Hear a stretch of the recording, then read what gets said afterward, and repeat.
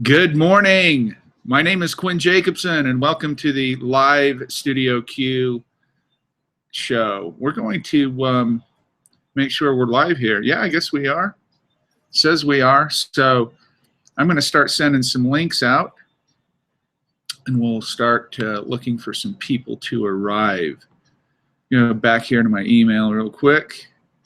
I think everybody should be up and going, though. Again, this is a process of waiting and allowing people to come in. So I'm going to be patient here. I don't know if I might need those. Yeah. I'm going to just type in the chat link here. I'm going to say, let me know if you would like a link to go into the video feed.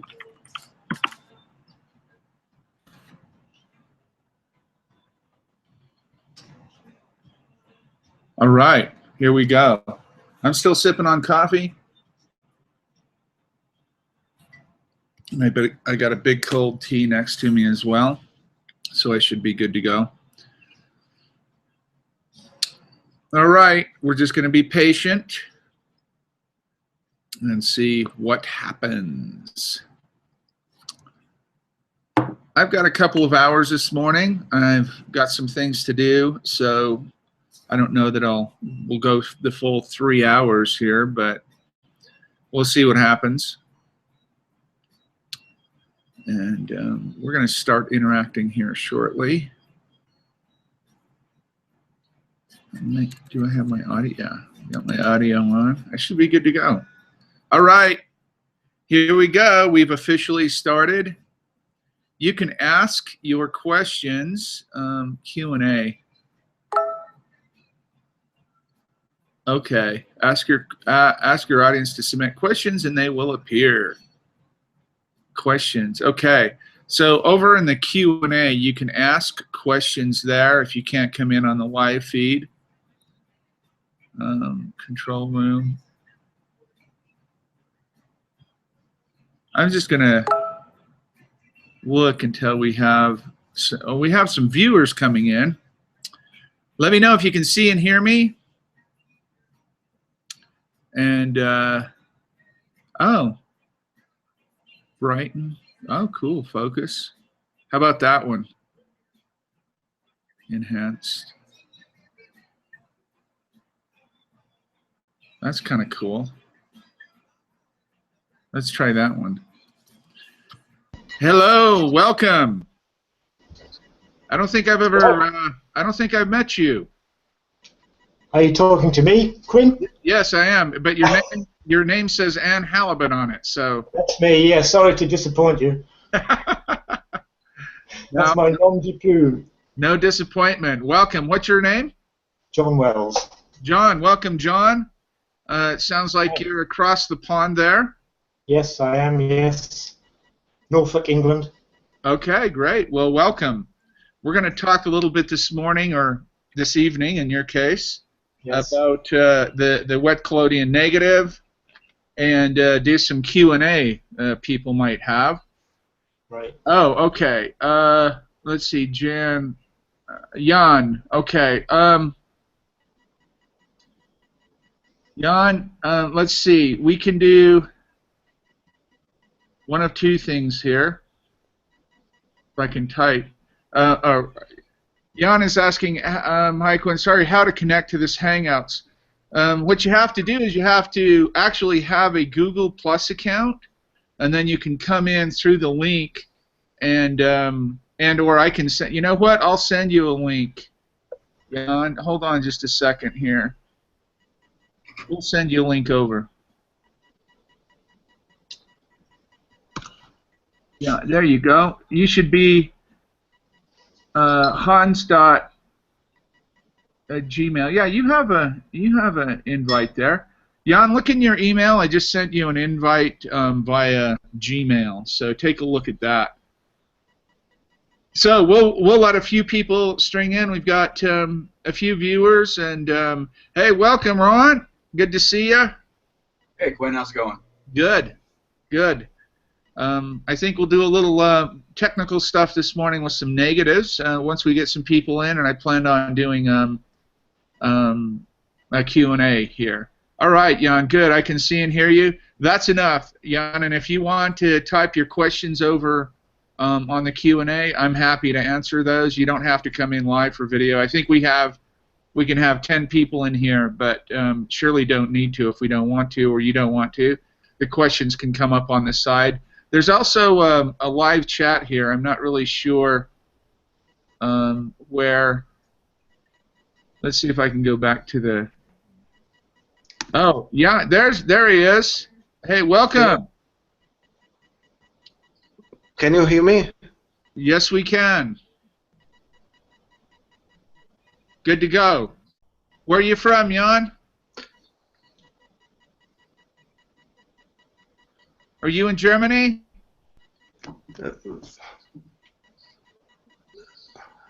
Maybe you can't hear us. I can hear you. Yeah, but I didn't want to interrupt Queen. But Oh no, you can interrupt. This is that's what it's all about. Sometimes we have to mute our mics Hi there. if we're not speaking. So let me mute my mic. Jan, tell us where you're from.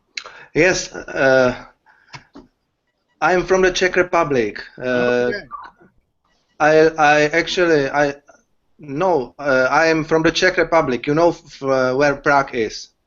Oh, Prague. I've been there many times. Yes, I do. Yes, Prague is a very nice city.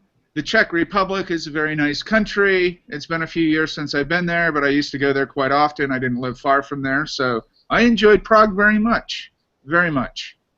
I went to the Kafka house, Kafkaesque type of things. What else did we do? We did a lot of things in Prague, the big famous bridge, all those kinds of things, and it was nice. I liked the country, very nice. So we've got the Czech Republic, we've got England, Great Britain, with John, and then Ron is in Chicago, or near Chicago, Illinois, and of course I'm in Denver, Colorado, and then we have a bunch of viewers, so I don't know where everybody's out there. I guess I should put the Q&A back up in case somebody's... Carlos, oh, hello Quinn, great to be here. Don't know how to get into the live feed, but video, but I can see and hear you. Great, welcome Carlos. And if you have any questions, just put them over in the Q&A. I'm happy to answer them. Once we get, you know, I usually give it about 15 minutes into it, and then I'm going to start talking about negatives, and we're going to do our thing with negatives here. But I'll let people kind of come in. It's nothing super formal, so we just let them string in. If you guys have anything you want to talk about or add, please feel free. I'm still sipping on some coffee here. Yeah, same here. Yeah. I think you're an hour ahead of me, aren't you? Oh, right. Yeah, I'm an hour ahead. So, oh, this is Lo from Singapore. Excellent. Is it on 1 a.m. now? Yeah. Yeah, I know. I apologize for the Asian people having to stay up all night if they want to do this. Jan, mute yourself. Here. There's a mute button. Yeah. We're going to mute. I'm going to mute everyone until you want to talk so you don't get that feedback. And then if you want to talk, just unmute yourself and talk, and I'll mute myself. Welcome, Lo. And I know, yeah, what time is it? If it's 1 a.m. in Singapore, it's got to be, let's see what time our friends in Shanghai are dealing with. Yeah, it's 1:10 a.m. Yeah, exactly. The same time in Shanghai. I know the feeling. Been there, went through that kind of backwards time here. So if you can hang with us for a while, that's great. That's Lo from Singapore. 1 a.m. exactly. So Jan, you shouldn't have that audio problem anymore.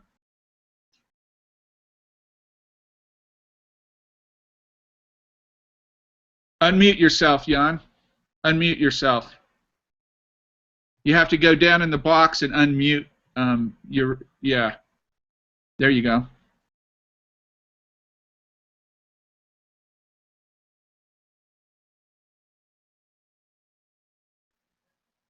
Down in the box, just a really quick reference here, down in the video box window, if you roll your mouse over that, or you can see the little mute symbol, all you have to do is say unmute, and then you can talk. I'm going to mute myself, and you can talk.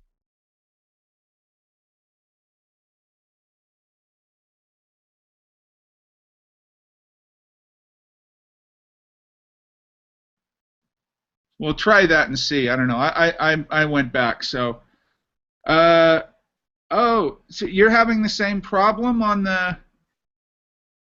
Robert Beach is in. Miss Ridgway is in. Hello. You're having the same problem with the voice. And there's Terry. Good morning, Terry. How are you? Good. Good afternoon. I guess your time. Yes, it is. It's 12:11. There you go. All the way on the back east in Massachusetts, correct? Yes. Yeah.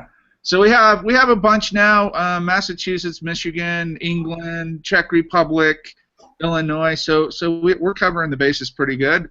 I said we'll give it until a quarter after and we'll start. So we're a few minutes away from that, and everybody's kind of dragging in. So I was just saying, if you want to talk, if you're not talking, just pull down on that little arrow in the window on your cell.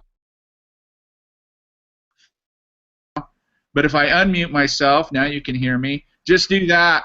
And if you go, when somebody's talking, just mute yourself, and they won't get the feedback that some people are saying they're having. So go ahead and unmute yourself to talk, and mute yourself when you're not talking. And I'm going to mute myself right now, and somebody can jump in. What little arrow are you talking about? You mean, how about just a little mute microphone? Yeah, there's a mute microphone on mine. I have a little window in the top where my video feed is down in the bottom. I can see myself. There's a little down arrow, and if I press on that, hide from broadcast, present to everyone, profile, or mute. But all we're really interested in is the mute, just so you don't get the feedback. All right, so I think I'm going to mute right now. Okay. So let's, you know what? Let me go ahead and give you a little outline of what I thought would be nice to do this morning, or this afternoon, or this evening, wherever you might be. I started this saying that we were going to talk about negatives and do negatives, and that's exactly what I want to do. But I also want to make sure that if you're not working in negatives, or God forbid you're not interested in making negatives, I don't know if that would ever be the case, but my point is, if you want to jump in with a different type of question or something off topic, as long as we're not deep into it, yes, I will send you the live link again. Hold on, I'm sorry, I will send you the live link right now. Follow the conversation, but I'm not. Mark, I'll send you one too. Hold on, I'm going to go back in and invite some more people here.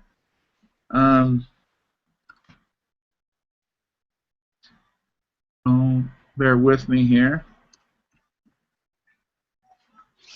And Mark H. Let's see, Mark. I should have everybody in my feed. Mark H. I don't have Mark in my feed either here. You guys that just asked for a link, send me post in the Q&A an email address, and I'll send you the live link. Okay? Go ahead and post in the Q&A, and I'll send you the live. Actually, what I can do, close. Oh no, I can't. I can't type in the live link. I can only, or the Q&A. I can only answer them and see them. So, type Mark, can you both put your email in there, and I'll send you the link. So. I would post it, but I don't have anywhere I can actually chat or post. Let's see, chat. Oh, here we go. Okay, in the group chat up at the top left, I can put that link in there. And if you go to join the video, oh, there she is. Miss Ridgway. I can only tell her Q&A. Oh, okay. So type Mark, and can you both put your email in there, and I'll send you the link. So I would post it, but I don't have anywhere I can actually chat or post. Let's see, chat. Oh, here we go. Okay, in the group chat up at the top left, I can put that link in there. Let me get my yogurt. And if you go to join the video, oh, there she is. Siobhan, come. Oh. Let's see. Miss Ridgway. Hi! Oh, okay. My Okay. husband was trying to help me figure this out, so. Yeah. Good morning. Well, you got in. I know it's a little tough the first time, and people have problems with it, but you got it. So. Thank you. Welcome. The chat. Oh, here we go. Okay, in the group chat up at the top left, I can put that link in there.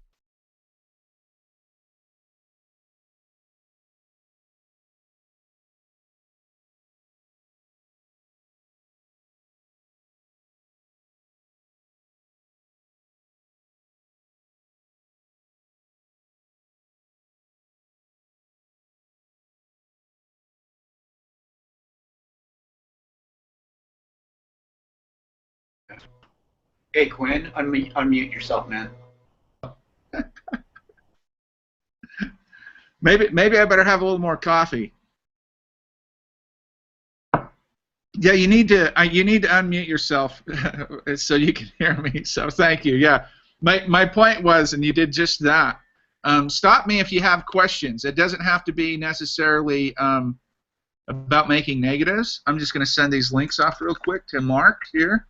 It doesn't have to be about negatives. If you have a question about something else concerning wet collodion or really whatever that I can help with, let me know. So there you go, Mark. You should get in there now, and I'm going to send one to Robert so he can jump in. He's in Michigan, so we'll do this right at the first of the chat here, and then we'll get going. So there's one more there. There's one for Robert, and send it out to friends again. Okay. Everybody's in, or everybody that's going to be in for right now.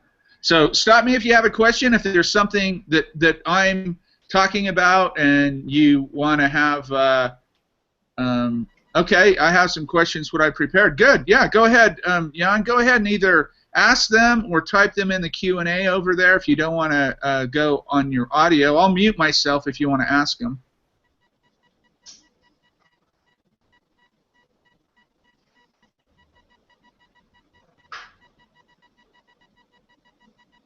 Jan, go ahead and ask your questions.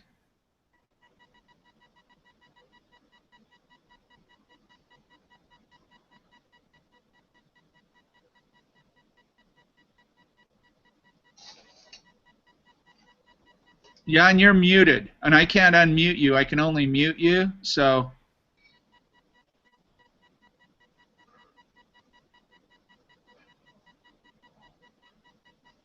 Quinn, you're muted again. Yeah, sorry. Type them in the Q&A, Jan, and we'll go from there. Somebody has some. Jan will start it. Go ahead, fire some questions off, and we'll jump in with those.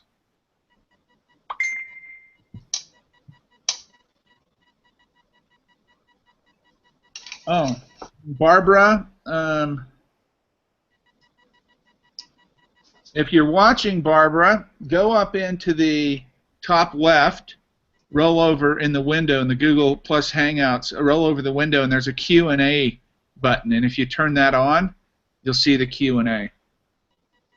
Okay, well, Robert's got one. I just switched back. I'm going from chat, from the YouTube chat to the Q&A and Hangouts. I know it's weird. Don't worry about it. We'll get there.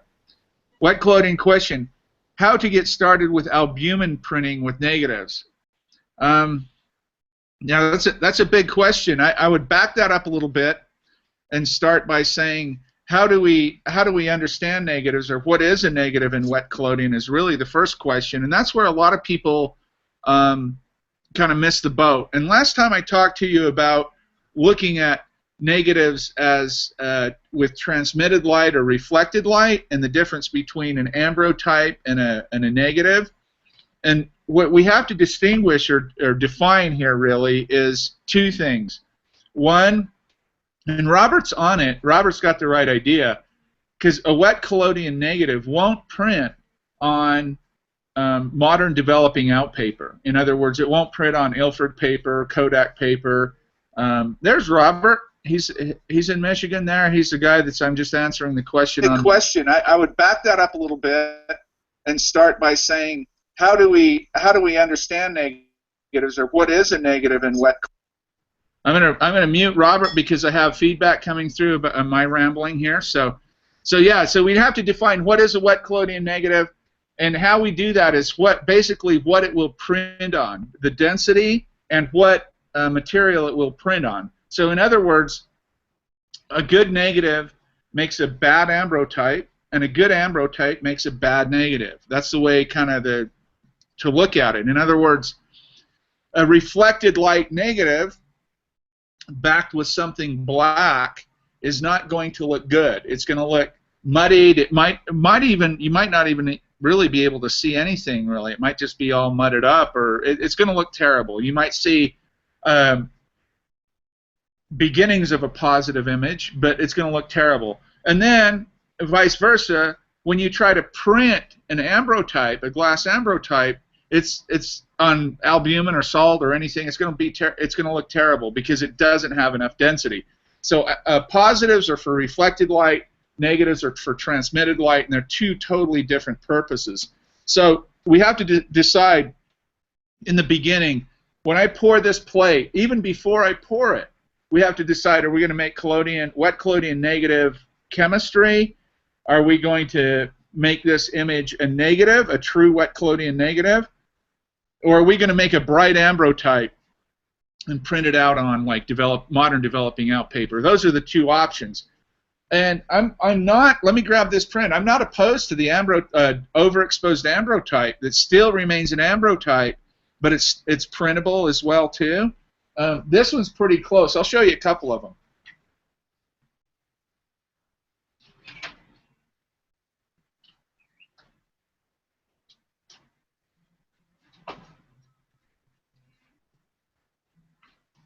So this is printed from an actual negative, a half-plate wet collodion negative, and it's a silver gelatin tone print. And you can see, if I can get it decent here, you can see the quality is outstanding. I mean, it's virtually grainless. It might be a little bit overexposed on here, but it's virtually grainless and printed real well. So this was enlarged and printed as a half-plate glass wet collodion negative. Now, you'd say, if you can put it on modern paper, is that really a negative? And that's a good question.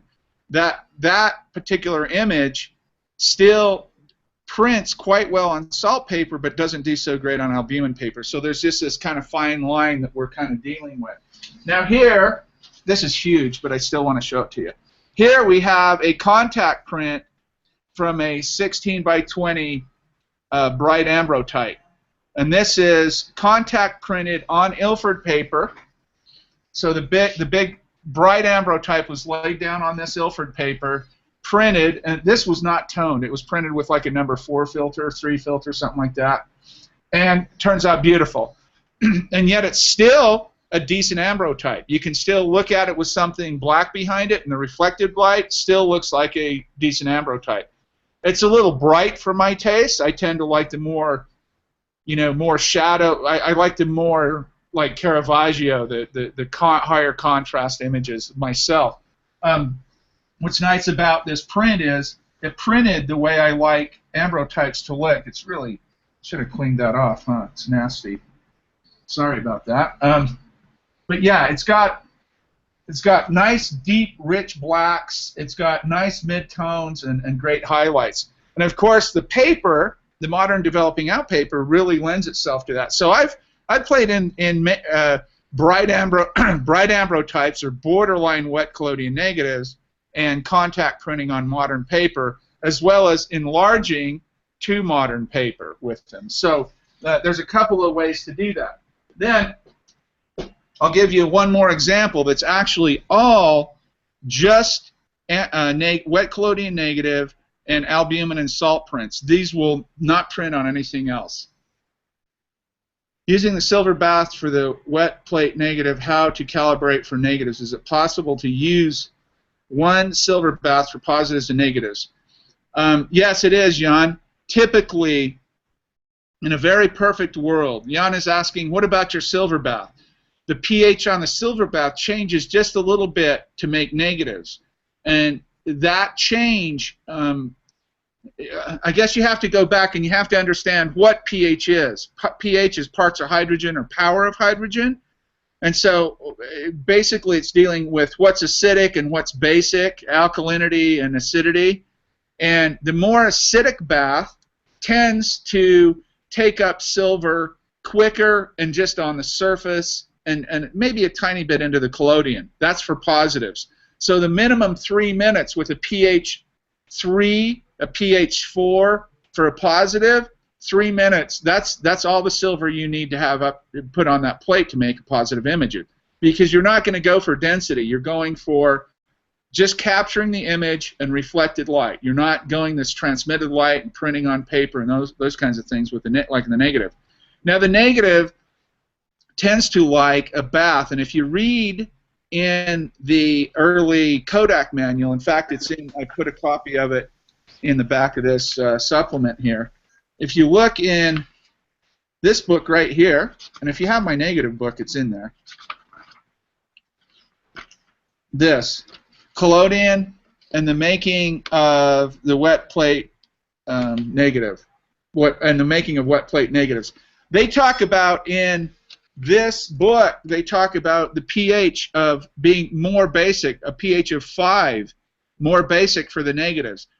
And my understanding of this, and I'm not a physicist or a chemist, but my understanding of it is in organic chemistry you kind of learn, and if you've ever taken those courses, you learn the fundamentals. And the fundamentals in this case would be, and my understanding of it is, the more basic or the more alkaline the bath is, the more silver you're able to take onto the plate. And 5 minutes is about the maximum. After 5 minutes, you're not really going to build any more density or put any more silver on that plate. That's about it. So the lower pH, the higher pH, the more basic the silver bath is, pH 5, and the 5 minutes, you're taking on the maximum amount of silver you can put on that plate to make the negative. And that's the idea. You want density. You want bulletproof kind of results, as it were. It's not really bulletproof, but it's dense. And I'm going to show you this negative now in these prints. So the pH on positive, more acidic. pH on negatives, more basic. And that's just based on how the silver uptakes and how the silver reacts. Let me grab this other print.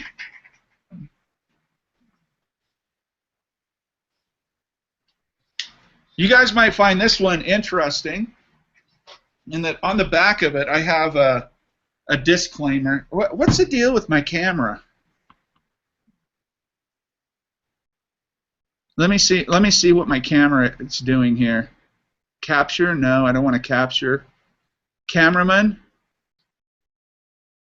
No, I don't want to do that. Hangout toolbox. I don't know. My camera looks weird. Oh, wait a minute.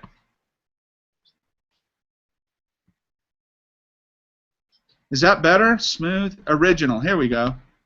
Look, now you can see my warts and wrinkles and everything. Can you see that a little bit better? Yeah. So on the back of it, I talk about how I made this. And you guys, for those of you interested in negative making, I think you'll find this interesting. In 2010, when we got together and we put the stone on Archer's grave, or the plaque, everybody made an image. Oh, hi, James. I just saw that. Yeah. Do you turn on a video filter at the beginning that blurs the background? It doesn't really help when you're showing us stuff.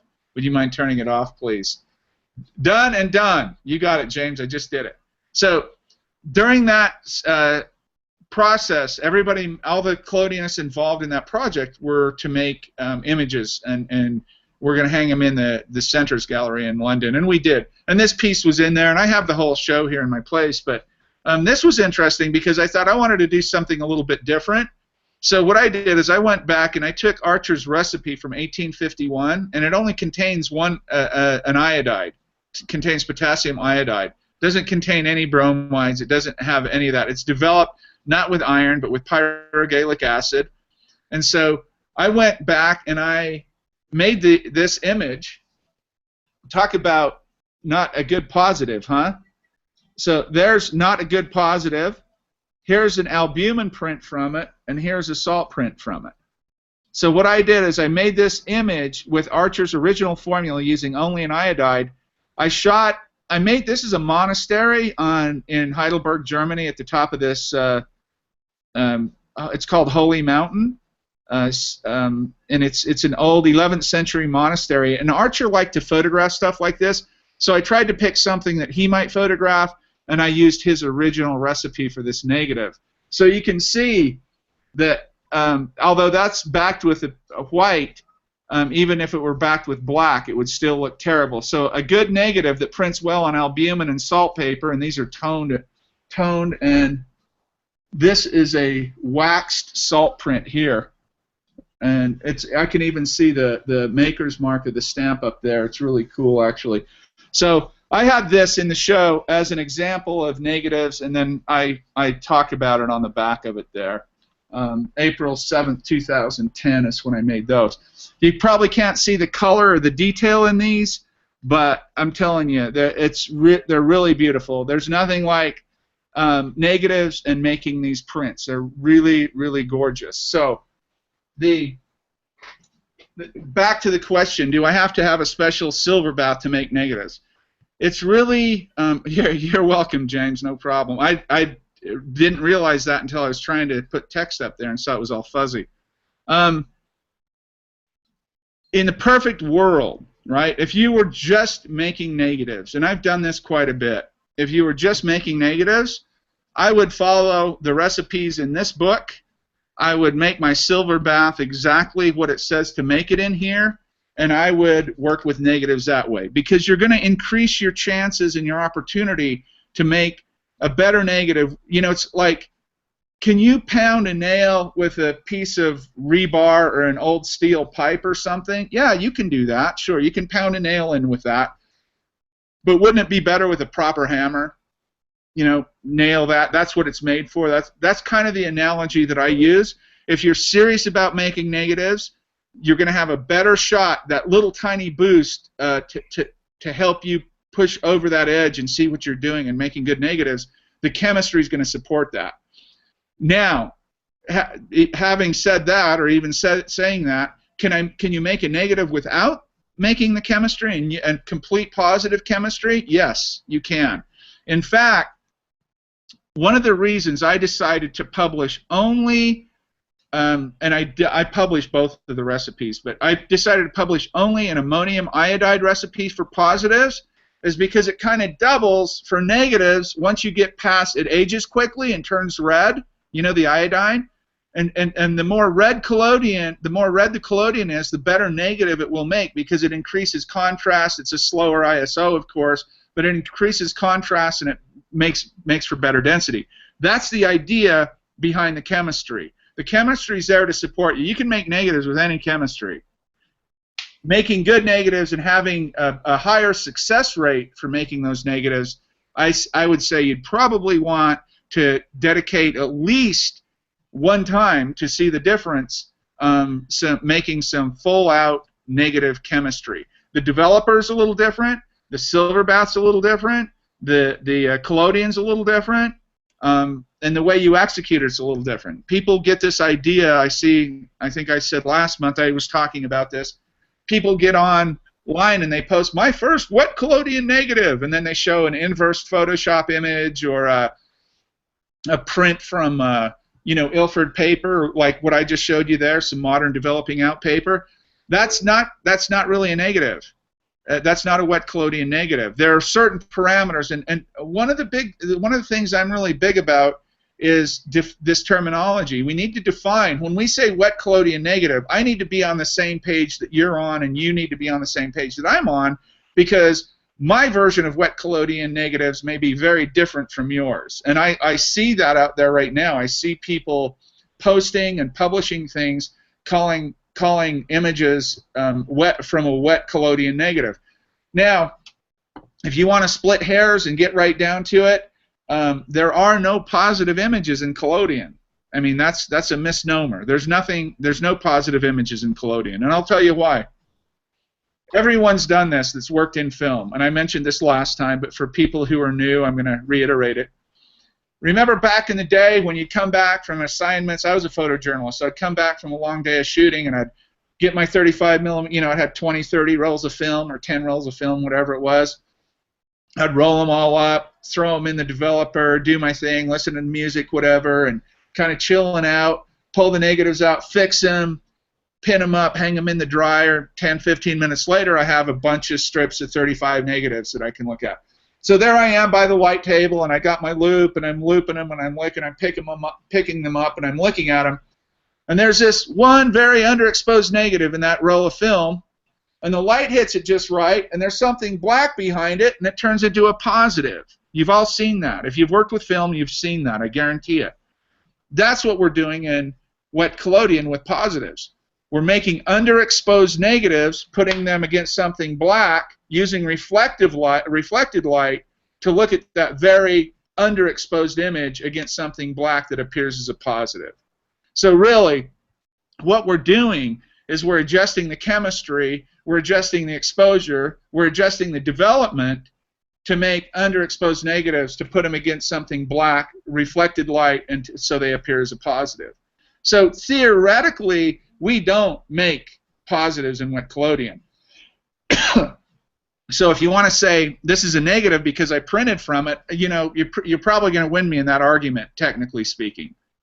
But in theory, because we have specific uses for these negatives, i.e. printing them out on albumin paper, printing them out on salt paper, printing them out on collodion chloride paper, whatever we're printing them out on, and I mean printing them out, using light energy to print them out, not developing them out in chemistry. That's the modern technique.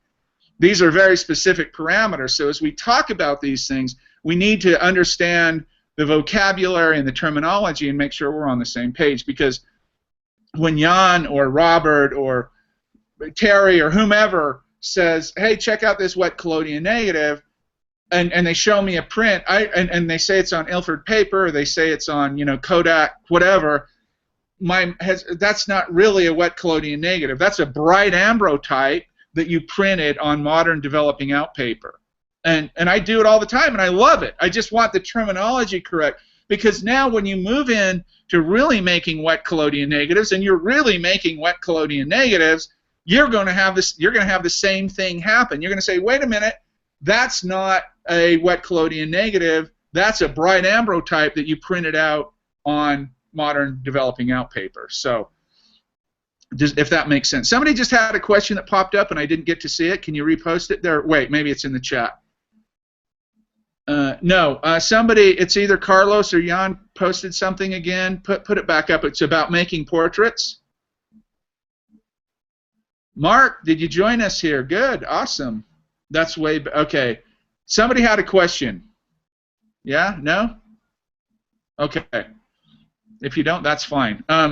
Hey, Gwen, it's in the regular chat, the blue icon. Ah, crap.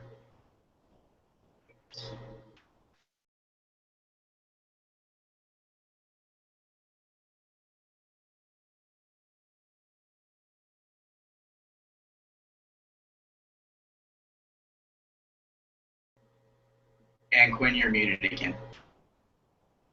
That's a $64,000 question, right? The question is, how do you, Jan is asking, how to create a portrait, how do you create portraits of people with wet collodion negatives and get the appropriate shorter exposure times? In other words, how do I make a portrait of a human being without a 3 or 4 minute exposure? The only way I can answer that, Jan, is this way.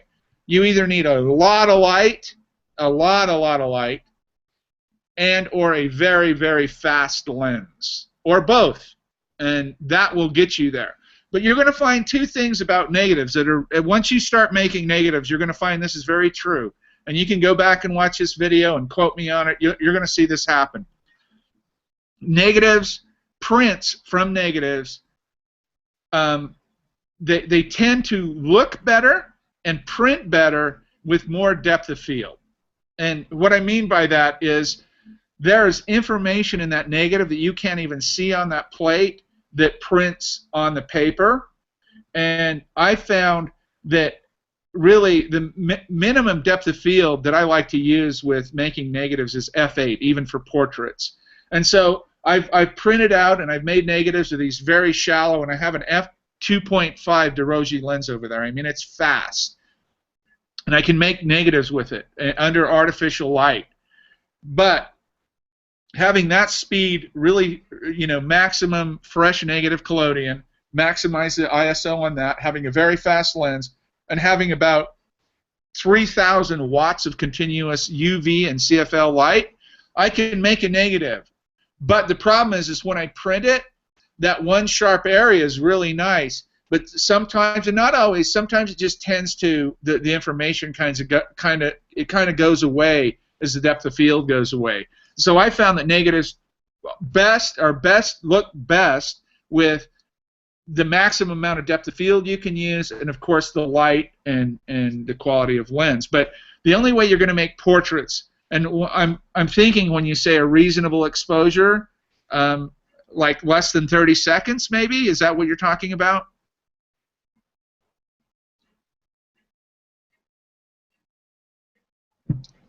Tell me what a reasonable exposure is. Type it in there, Jan. I can see the chat here now. 30 seconds, a minute. What's a reasonable exposure, guys? What do you think for a portrait? Everybody's going to say 1/125th of a second. You can't do that. 17 seconds, a reasonable exposure. That's an interesting number. 17 seconds. I think up to 30 seconds is reasonable myself. Less than 15. That is ideal. And reasonable to me is up to 30 seconds, and ideal is less than 10 seconds. I'm probably the worst sitter in the world. Every time I get that clamp put on my head, I start going like this. I don't know what it is. My eyes, but I can't hold. I don't know what it is. So for me, the average person, I'm probably less than average. I can't hold very still. The average person can do fine between 1 and 10 seconds is not a problem. I find after about 10 seconds they start having problems. And a head brace. Let me tell you this on the topic of portraits and making negatives or positives.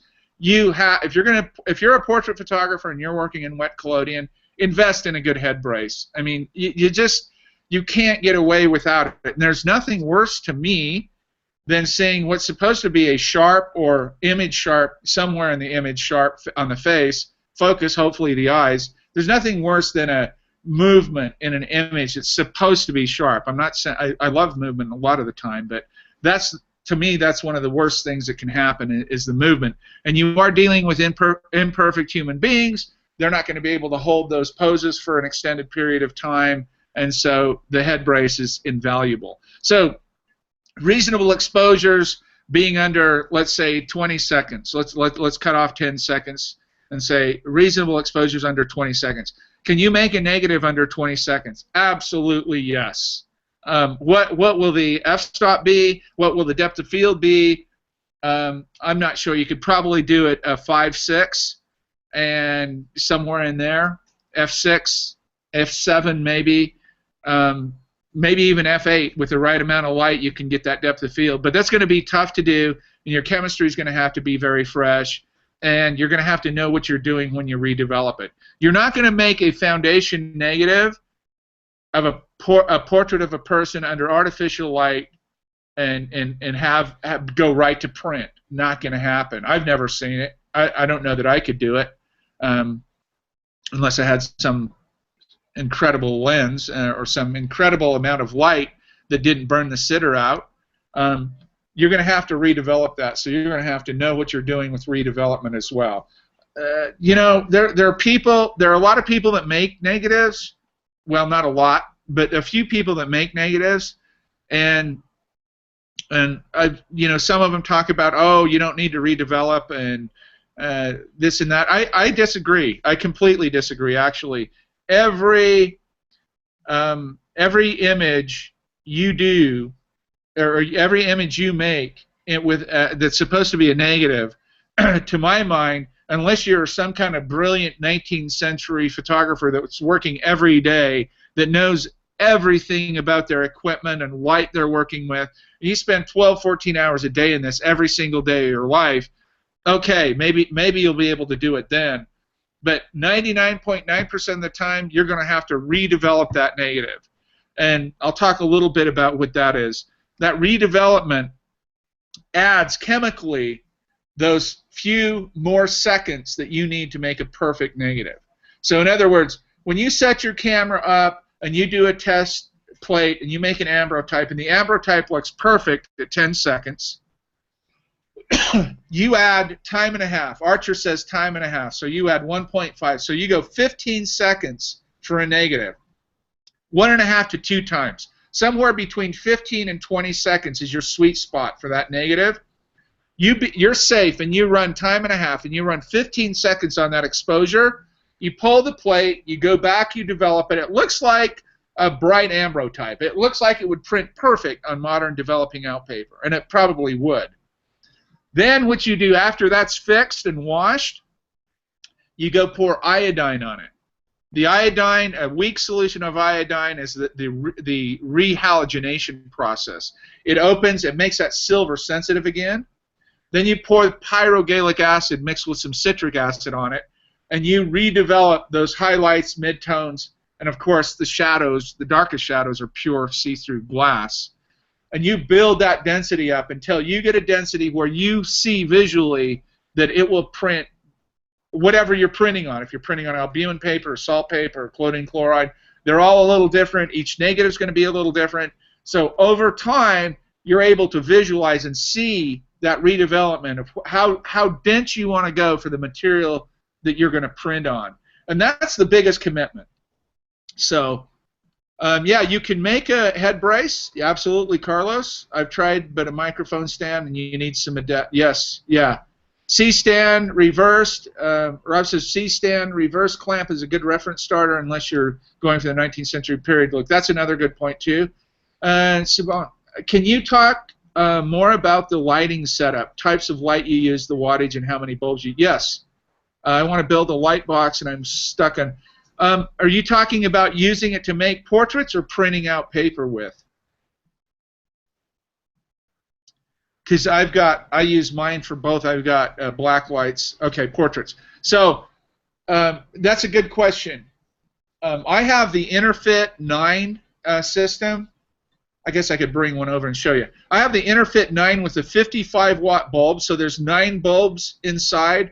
They're 55 watts per bulb, and it's 5,600 degree Kelvin temperature.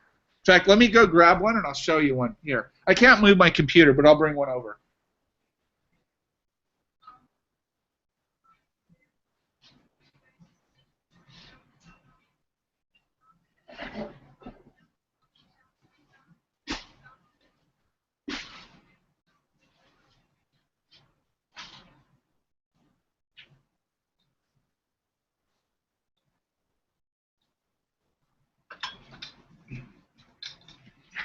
So I have the scrim on this one, but I'll show you what I have inside here. So this is an Interfit. I'll show you the back of it here in a second, too. So, oh, sorry, 9 bulbs. There's 6 bulbs. So these are great, actually. They're huge, but they work really well. These are the 5600, I believe. Oh, 5500. 55 watt, 5500 bulbs. Okay, so I have 2 of these banks. I usually only use one, and I also have a bank of UV tubes, the 4-foot tubes, 120 centimeter tubes of black light. So when I do portraits, I kind of bounce a little black light in there to juice them up a little bit. But so you take 55 watts, and you've got 5 of them. You have 5 times 5, 25, 27. So I have 300, 600, about 600 watts of CF50 500 CFL, and then I have 2 banks of 20, 40, 60, 80, 1, 20, 240. I have another bank of 520 watts. So, you know, that's 1,000. That's better than 1,000 watts. And if you make photographs without this scrim on, I don't think the light is diffused quite enough without this. But if you make images like this with these, I mean, you can pump a lot of light out. I mean, a lot. I'll just show you the back of them here. Sorry, these are the Cool Light 6. I call them the 9s. That's why I thought there were 9 bulbs in them. And these are, you can get these in Europe and everywhere because get them, you know, over there. So these are the Cool Light 6, the Super Cool Light 6, and they're made by the Interfit company, and that's can't quite get that tight, huh? That's you can find them online too. I can put the link down in the comments section or the. Let me tighten that up. No, it's not going to stay here.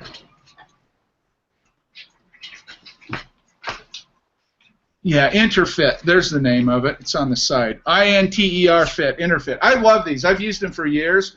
You can also use just the straight 4-foot fluorescents too, but these are great. These work great. They're very mobile, and you can actually buy black light bulbs to go in those as well too.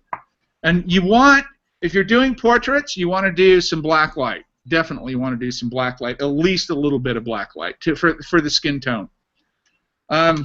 So lighting, speed of lens, and fresh chemistry are what's really going to give you the ability to do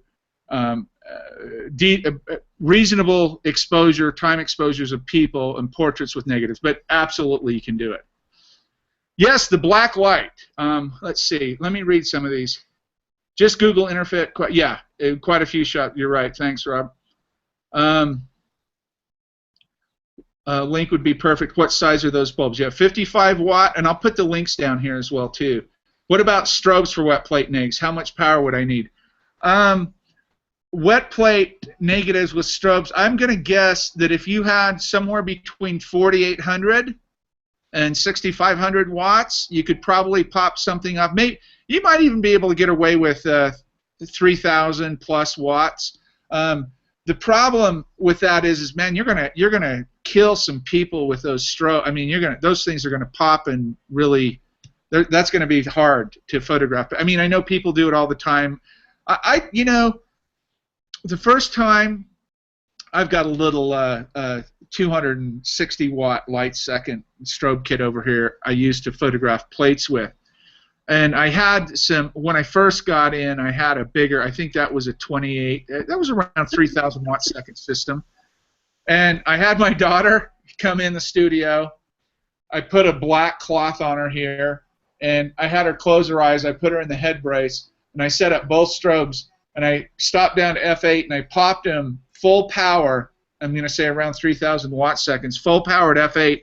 I popped them 3 or 4 times, and man, her skin tone, it looked like clay, like white clay or something. I didn't like it. I didn't like what the strobes did, and her eyes weren't open, so I couldn't see, you know, any kind of reflective surface, if you will, that's, you know, wet or shiny, which I normally look for.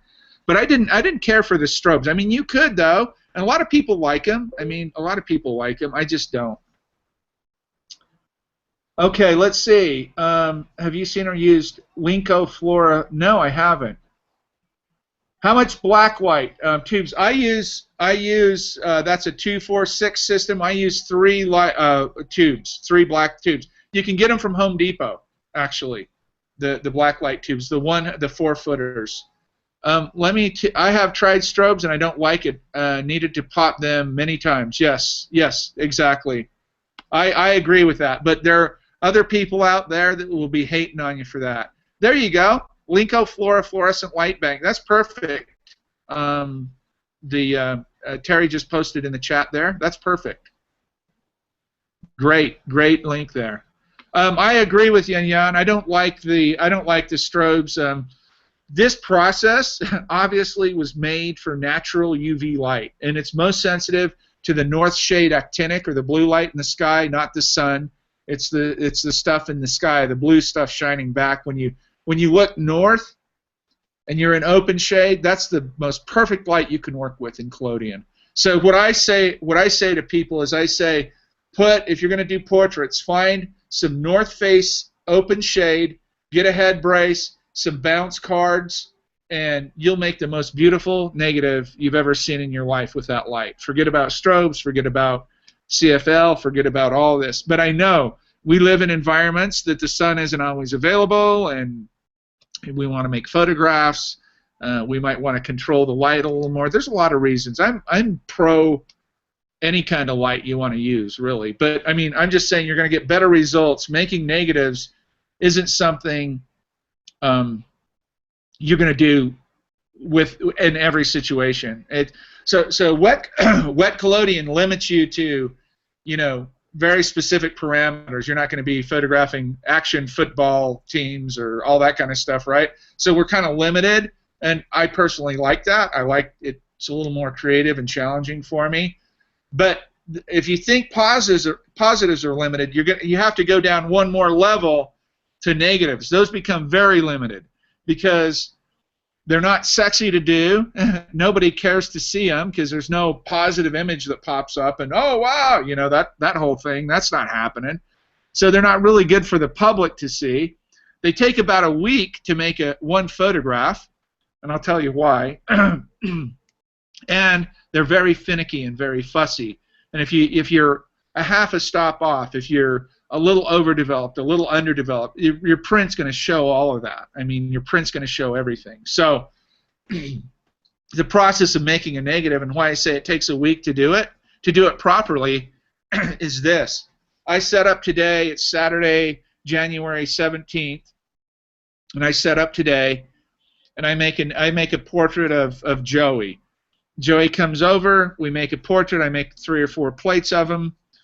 I have to throw a positive in there because people coming for portraits, they've got to see it. Negatives are not sexy to see at all. They're quite boring for the public to see. So I make 3 or 4 images. I pop off a couple of positives for him. I need to test the light anyway in my chemistry, get a proper exposure. So I get up in that time and a half zone with one good bright ambrotype. I say, see you later, Joey. He leaves. We have our session. The plate, the negative, the potential negative, still in the wash in the darkroom in here.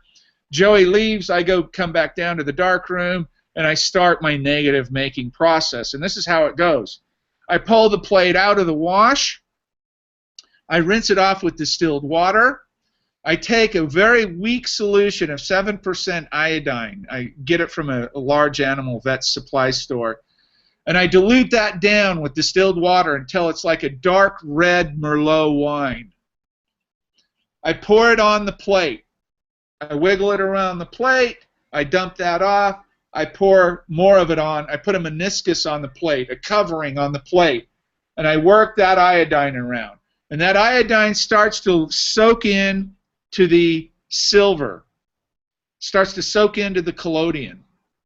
And it penetrates. And as it does that, the drain off is going to get more red every time you pour and drain, pour and drain. And you use the same cup, pour the iodine, drain it off, pour the iodine, drain it off, and you work that until the iodine has no color left, or all the silver turns to kind of a gray color.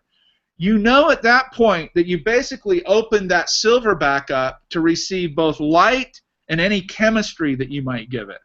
Okay? So 30 seconds, I'm rehalogenating that plate with a weak mixture of iodine. I rinse it off with distilled water again. I go over to my UV lights, or I go over to the window. The sun it's bright and sunny. It's 60 degrees Fahrenheit today. It's about 18 degrees Celsius today in Denver and sunny. It's crazy in the middle of January. It's like spring. Or go over to the window or outside. Sun hits it. It actually will build a little bit of density right there. Next time, I'm hoping to have my GoPro camera wired into this live feed, and I'm going to have somebody with me, and I'm going to show you guys all of this stuff. And we're going to walk through the darkroom. I'm going to make one. I'm going to redevelop it. You'll be able to see it. Right now, I need to give you some prep for it to see to think about these negatives, to understand kind of where we're going, and then to see them, and then to kind of delve into them. But for right now, I just want to talk to you about what's going to happen here. So after the iodine is washed off with distilled water, I expose it to some really bright UV for 30, 40 seconds or so. It builds a little bit of density. It's still open. The silver's still ready. It's rehalogenated, right? It's now turned back into a little bit of silver iodide because we poured iodine on it. It sensitizes it. It opens that silver up, and it turns back to being sensitive. So I expose it to light for a little bit, UV. I come back in the darkroom. I have a small shot glass, just like your developer. It's full of pyrogallic acid, distilled water, and citric acid as the restrainer. Citric acid, pyrogallic acid, and distilled water. It's a gram of pyro. This is a liter. A liter of distilled water, a gram of pyro, and 6 grams of citric acid. That is your redeveloper. So think about it. What's pyrogallic acid? It's one of the most, it's very harmful too, so don't get it on your skin and all that stuff. Pyrogallic acid makes ferrous sulfate look like a walk in the park as far as developers go. It's a very strong, active, hugely devastating mess maker if you don't know what you're doing with it. Pour it over the plate, pour it off, pour it over the plate, pour it off.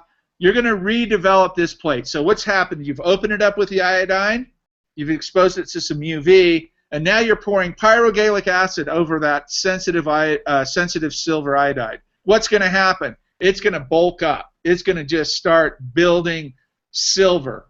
Pyro is going to push on it. And you're actually going to add silver nitrate into that developer as well, by the way. So it's a liter of distilled water, a gram of pyrogallic acid, and 6 grams of citric acid, and then you're going to have a little cup that you're going to drop about 5 or 10 drops into each 30 ml cup of redeveloper. And you're going to push silver onto those highlighted areas. You're going to push silver into the midtones. And you're going to build density until you visually see what you want to see on that plate. Then you're going to wash it. You're going to wash it for another 5-10 minutes. You're going to dry it. Then you're going to varnish it. And after it's varnished, you're going to let it sit and dry and cure in a warm, dust-free place for a week. After a week, it's going to be ready to put down and print out on paper. That's why it takes you a week to do it, and that's what, redevelopment is crucial. You're going to, like I said, 99% of the time you're going to use the redevelopment process. Let me go here to, my head brace is made from top of a guitar stand. Yeah, there you go, Terry. That's a good idea. Quinn, what's the best method to capture clouds in a bright sky environment? Carlos, the only way you're going to be able to do that is you're going to have to make 2 negatives, or you're going to have to, actually, you could block the bottom portion of the lens, vignette that lower scene out, and expose the top for twice or less, half the time. So you block the sky out and expose the ground more, because the sky is going to blow out immediately. So you can either block it and expose it for less time, or you can make 2 negatives and put those together, or sandwich those together. But positives, you're going to have to do it with blocking. Do you have iodine formula for redevelopment? How long should iodine on the plate? 30 seconds? How long the sun outside? 30, 40 seconds yet. Yes. Iodine redevelopment. Yes, you can use white vinegar instead of glacial acetic acid. Let me tell you what that's a good question, Carlos. I want to address this real quick before I address Jan's other question about the iodine redevelopment formula. Acid. This is important for positive image makers to understand as well too. What is the acid used for? Can anybody tell me? Just chime in. Anybody tell me what the acid is for?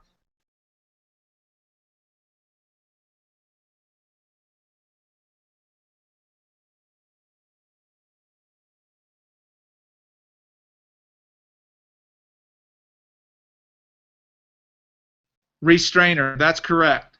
Carlos got that. Restrainer, meaning it's holding back development, right? Just like in traditional film.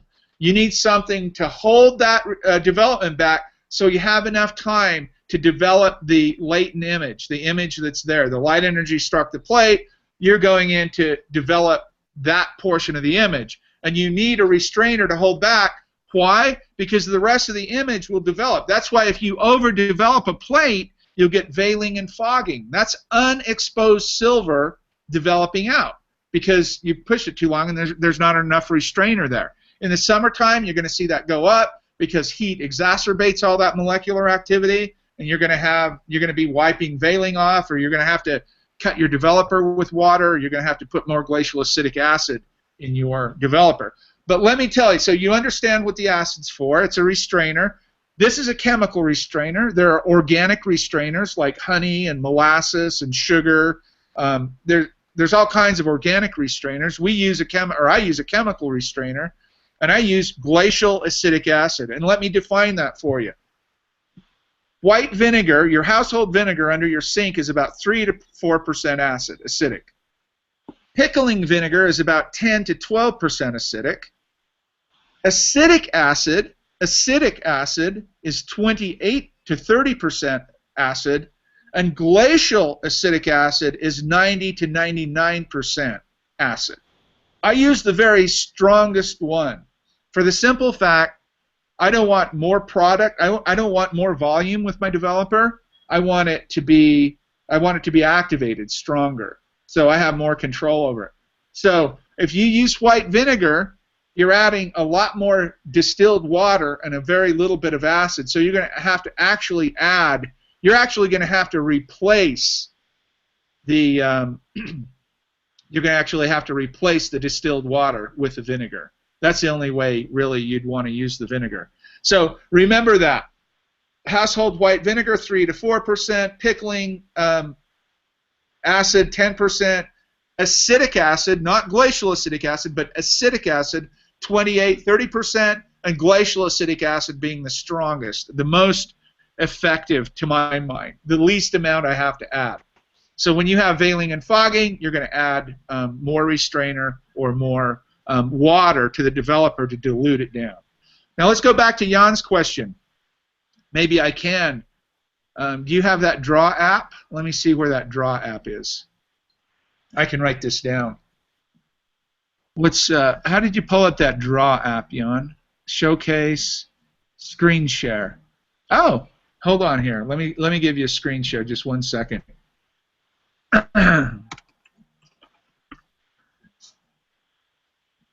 Uh-oh, I better not go. Oh, sorry. I did a search. I thought I was going to leave the conversation for a second.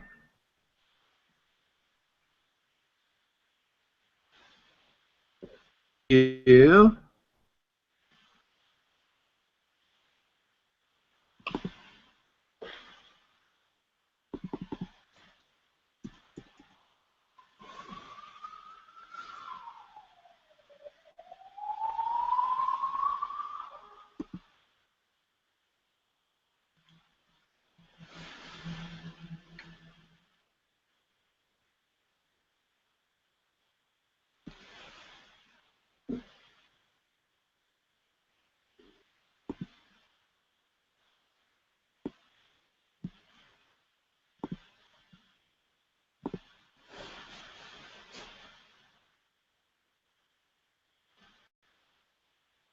Coño, va.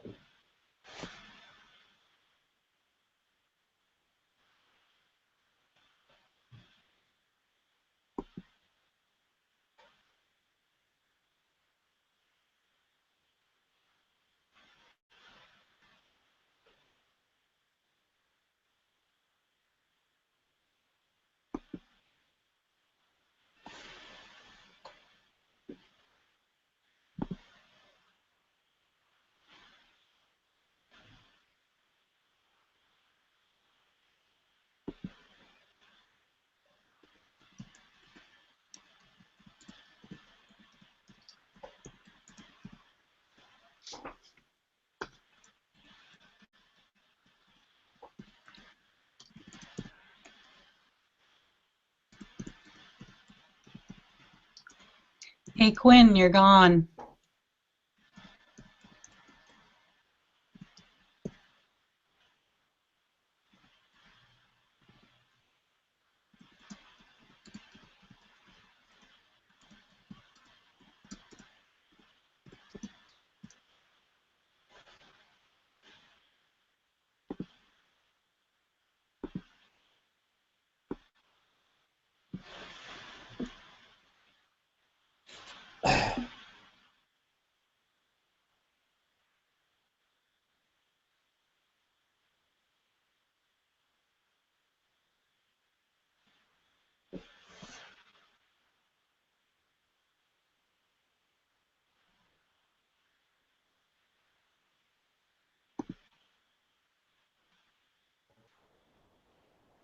Most likely, he's probably installing that draw app. It might have temporarily kicked him out, in which he's just got to reset his camera.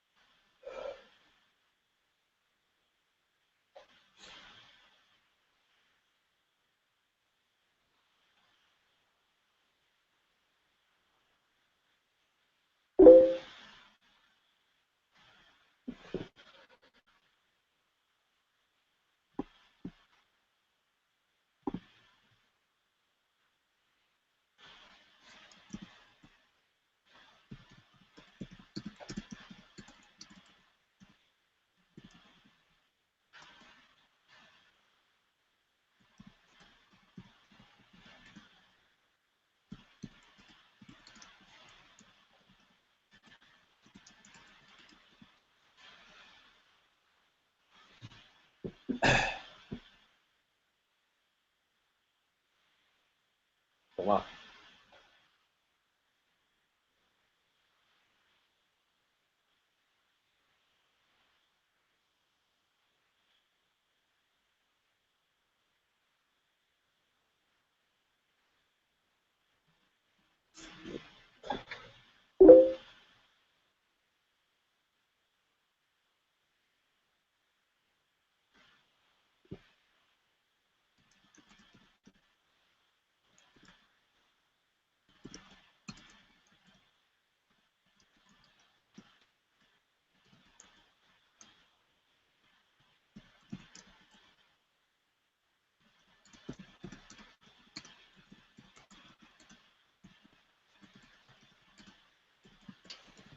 The entertainment's exciting.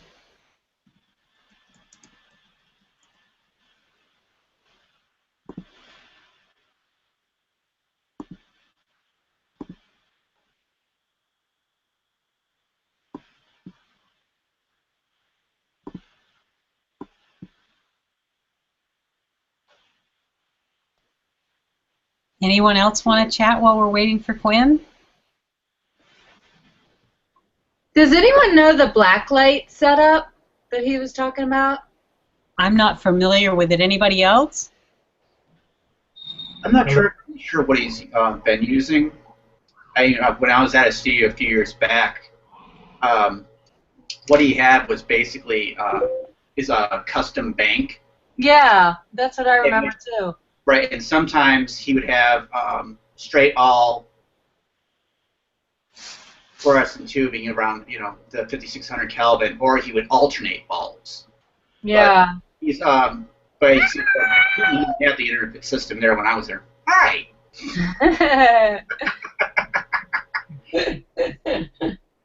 And I just looked. So you guys know, I just looked on the side of my Google. I noticed that actually, I think Quinn might be having a connection issue because he's offline right now. Mm-hmm. So it might be a second or two, so coffee break or what have you, or like Terry commented, anyone else has questions, we can all kind of pull information. There he is. Here he is. Houston, we had a problem. Am I back? Yeah, you're Yep. back. Oh, You're good back. deal. We kept it going. All right, all right. Thank you for keeping things active there. I don't know. I guess my I just got a new modem and a router, and I'm supposed to have a 50 megabit line here. So usually I've never had that happen. I was trying to show you this. I think I can now. Maybe.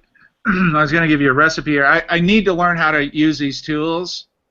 And it wasn't that caused the problem, by the way. It was me. It was something Comcast went down or something, or Xfinity. I don't know what they call it now. Let me find this again.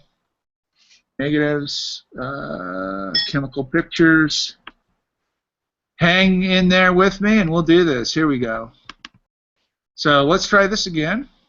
I'm going to go down to that page.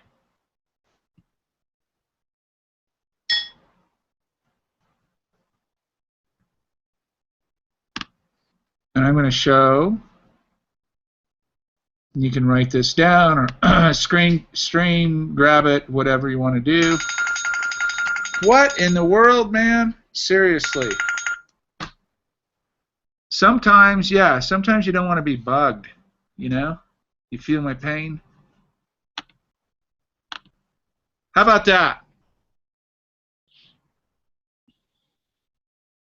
I'm going to stop it and come back and see. Is that good? Yeah, Quinn, that worked. Okay, let me go back. Write it down, guys. I'll give you just a second to do that or screen capture it. You'll want it in the future for sure.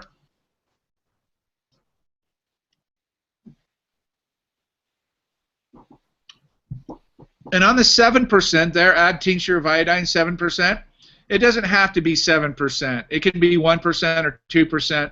The thing about it is you're just going to use more. So if you go down to your local pharmacy, or you're here in America, if you go to like Walgreens or whatever it is, they might only have 1%, you know. So just keep in mind that you're going to have to add more. This is just more concentrated. And then, of course, you see the 6 grams of citric and the distilled water and all that. So hopefully that's good to go. So let me go back into this Q&A thing and see where we're at. I've lost my train of thought now, but I know we're talking about redevelopment and oh yes, I can. Can you do several passes of redevelopment? Yes, you can. In fact, you have to. Sorry, still stuck getting. Say that again. I didn't see the last quote here. You're going to have to, Jan, you're going to have to actually go over, drain it, go over, drain it, fill up the cup again, add more drops of silver, go over it. And you're going to do this, and you're going to watch the density build. What you're doing there is you're adding chemically, you're adding those few extra seconds on to build that density, but you're able to see it rather than trying to guess in the camera. You're able to see that as you're developing it. That's the beauty of this. It's all visual. Hey, Quinn? Yes, ma'am. When you were gone, one of the questions that came up, a couple of us were talking about, is wanting to see or understand the black lighting that you were talking about. Is that something you could go over with us? You got it. Let me go grab that. I'll show it. It's really simple. Let me show it to you.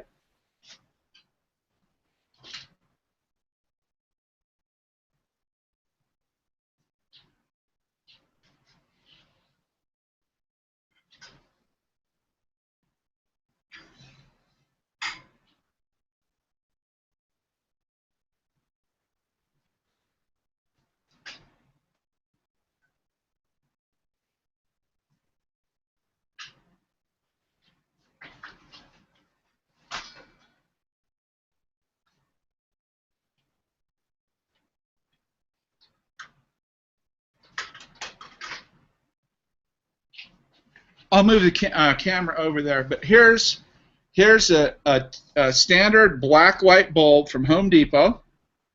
The 4-footers, I think they're $13 or $17, something like that. And then here, I don't want to break that. And here is the system that I have them set up in. So it's just a simple tripod stand, and the 2 and 4 footers, and there's a CFL one, and here's a blacklight one. So I have 4 blacklight bulbs in that, I guess.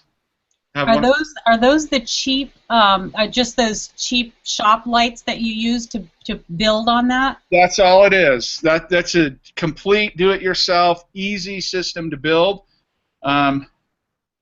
It's really simple, and I encourage you to start with that. I encourage you to go to Home Depot and just buy a couple of the shop lights. Go get you 4 fluorescent bulbs and 2 black light bulbs, and off you go. I'm not kidding you. It'll change everything. Especially if you're doing portraits, even if you're doing still life. It's just that UV light really adds a lot, because we have to understand light spectrum to understand this process. So what we're dealing with is a process that's most sensitive down into the 350, 450 nanometer, down in the blue, violet, it actually goes into the UV spectrum. So when people say, oh, UV, schmovie, or whatever, people badmouth when people say you need UV to make collodion, what most educated people are saying, UV is the primary driving force for the light energy, is what they're saying. It's not, does UV see 3,300 Kelvin temperature tungsten bulbs? Yeah, because there's a little something in there too. It will see them. Of course it does. There's, light is not void of UV. I don't care what Kelvin temperature you're talking about. There's more in certain areas at 55, 5600 degrees at the bright blue north sky. That's pure actinic or UV light. So by adding some bulbs like this, it really helps. So when do you varnish a negative plate after redevelopment next day? My work, the question is, when do you varnish the redeveloped negative? It's a good question. My workflow methodology says this. Negatives are the most delicate glass image you're going to make, simply for the fact that they're going to damage easier because you're handling them. Unlike a positive you probably frame it or put it up somewhere and you never touch it again. Well, negatives, you're handling them, printing them, you're touching them on paper, you're physically handling them. So here's my workflow methodology, Jan. I make the exposure, wash it, send the person on their way so I can concentrate or whatever. I don't want an audience while I'm doing that, when I'm redeveloping and these other things. There's nothing for the public to see here. It's not, like I said, it's not sexy or exciting. This is kind of your own personal thing. The print is beautiful, of course, but that's a week down the road. But my workflow methodology, I expose it, I wash it, I send the person or whatever away, and I just take an hour or two to do a negative. I go in my darkroom, I redevelop, I wash it again for 5 or 10 minutes after the redevelopment, I dry it down with a hairdryer or a flame, and I varnish it right then. It's completed. Immediately after it's washed, I dry it down and take care of it. Simply for the fact that if you don't, you run the risk of damaging the surface, the collodion surface, the image. You run the risk of sulfides in the air. Silver sulfide turns black. You're not going to print a black negative. And I'm not talking, that's not going to happen in a day or two, but I'm saying those are constants. Sulfides are always in the air. You're always going to have the risk every time you touch that plate of damaging it. And more importantly, I guess you could even say you've got to get this done so it has time to dry and cure and then print. So it takes time. So you're not going to be, when I teach workshops in wet plate negatives, we don't varnish. We only make the negatives and we print because there's no time to varnish, and they can take them home and varnish, or a lot of times they're damaged. I mean, it's a real eye opener to see what happens that way. So that's when you want to varnish it straight away. Am I maxed out on followers? 1, 2, 3, 4, 5, 6, 7, 8. I guess I am. I can't seem to log on so you can see my charming self. I am sorry, Dale. Yeah, I think, guys, Dylan and Dale, I think I'm full right now. So, which is a good thing. I appreciate it, but we're at max capacity for the safety. Is there any is there any test to know how many UV on location? I think what you're asking, is there any mechanism to tell how much UV is at any given location you're working in? Yes, you could buy a very expensive UV meter, but other than that, no. The only way to tell is experience, know your lens, know the light, and know the chemistry. Those three things are important, because if you go out and you don't have, there's somebody doing something there. It sounds like a doorbell. Should I answer the door? What's going on? If you go out and you don't have any concept on your lens and the light you're working with and the chemistry, it's you're going to have a rough day. Believe me, you're going to have a rough day. What was the question? How long varnishing? What? I didn't catch it again. Maybe I better go back. There's a couple of different chats going on here. How do you dry varnish if you need to print your neg ASAP? You don't. You don't. Time. I think what we have to do, working in these processes, honestly, it may sound preachy, but I'm gonna say it. I think what we have to do, we have to get out of the 21st century mindset, that kind of immediate gratification. The poor thing about wet colloding is when you make positive images, it sets you up for this immediate gratification. People like positive images so much because they're so much like digital. They're immediate feedback. So of course we're going to gravitate toward that, and it's still going to be sexy and fun, and you're still working with all this great stuff, and you're still doing this old school thing, but you're getting that instant gratification fed, so you're cool with it. Well, once you move it into negatives, it doesn't work like that, guys. Time. It takes a long time. We have to really get back. We have to get out of this kind of 21st century mindset of immediate gratification and say, if I want to print by this certain date, then I'm going to have to do this, this, and this. It's probably going to involve a few days, maybe a week, maybe even longer, and plan that out. You know, you're going to have to plan your chemistry. You're going to have to plan your light. These processes and these variants are not for the faint of heart. They're not for everyone. They're not for people looking for that kind of instant, gratification. You really can't do that. You can't speed up the drying time, or more importantly, the curing time on varnish. I do use gum sandarac. I've used shellac. I think I told you last time that series of images that they're coming to get these plates Monday for the show up at UNC. I think I told you I varnished those with shellac years and years ago, and I've just fallen in love. My style of making images lends itself more to the gum sandarac varnish. I like that. I know how it works. I don't have any problems with it like a lot of people. I try to teach people how to use it properly, but 21st mindset. Give me something that I won't screw anything up with. Well, why? Why should I do that? Why don't you want to screw something up? Why don't you want to learn? Why don't you want to make mistakes? I don't understand this idea or this attitude to run to something because I'm having problems here. Forget it and run over and buy something over there rather than staying here and figuring it out and being independent.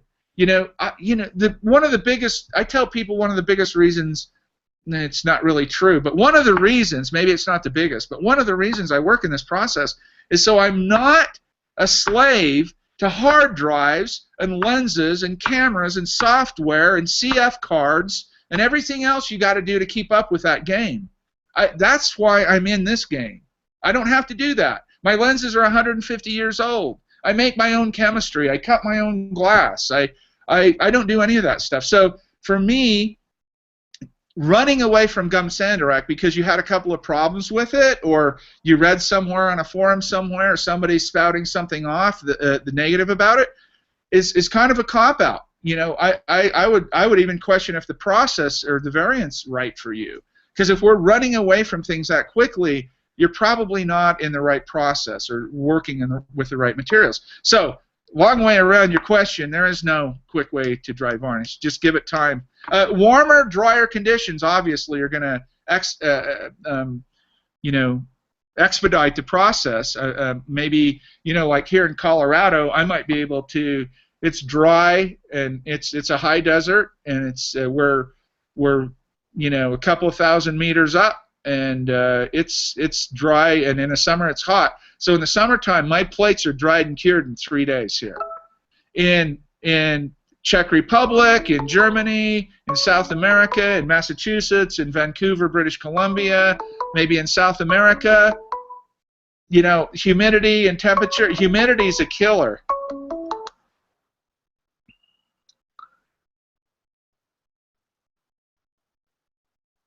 Oh, yeah. Oh, you're having a conversation. Can you talk about the rollback? Oh, thank you, Terry. Yes, let's do that.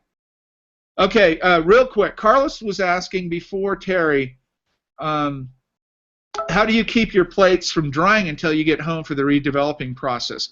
Very good question. There's a couple of things you can do, and I think Rob already answered that. There you go. You can use beer, too. Yeah, you can use beer. That's a good humectant. You know what a humectant is? Dissectant is dry. Humectant, it keeps it wet. What I like to do, one sec, I'll grab it and I'll show you. And then I'm going to get on Terry's varnishing question because that's a really good one. Hold on.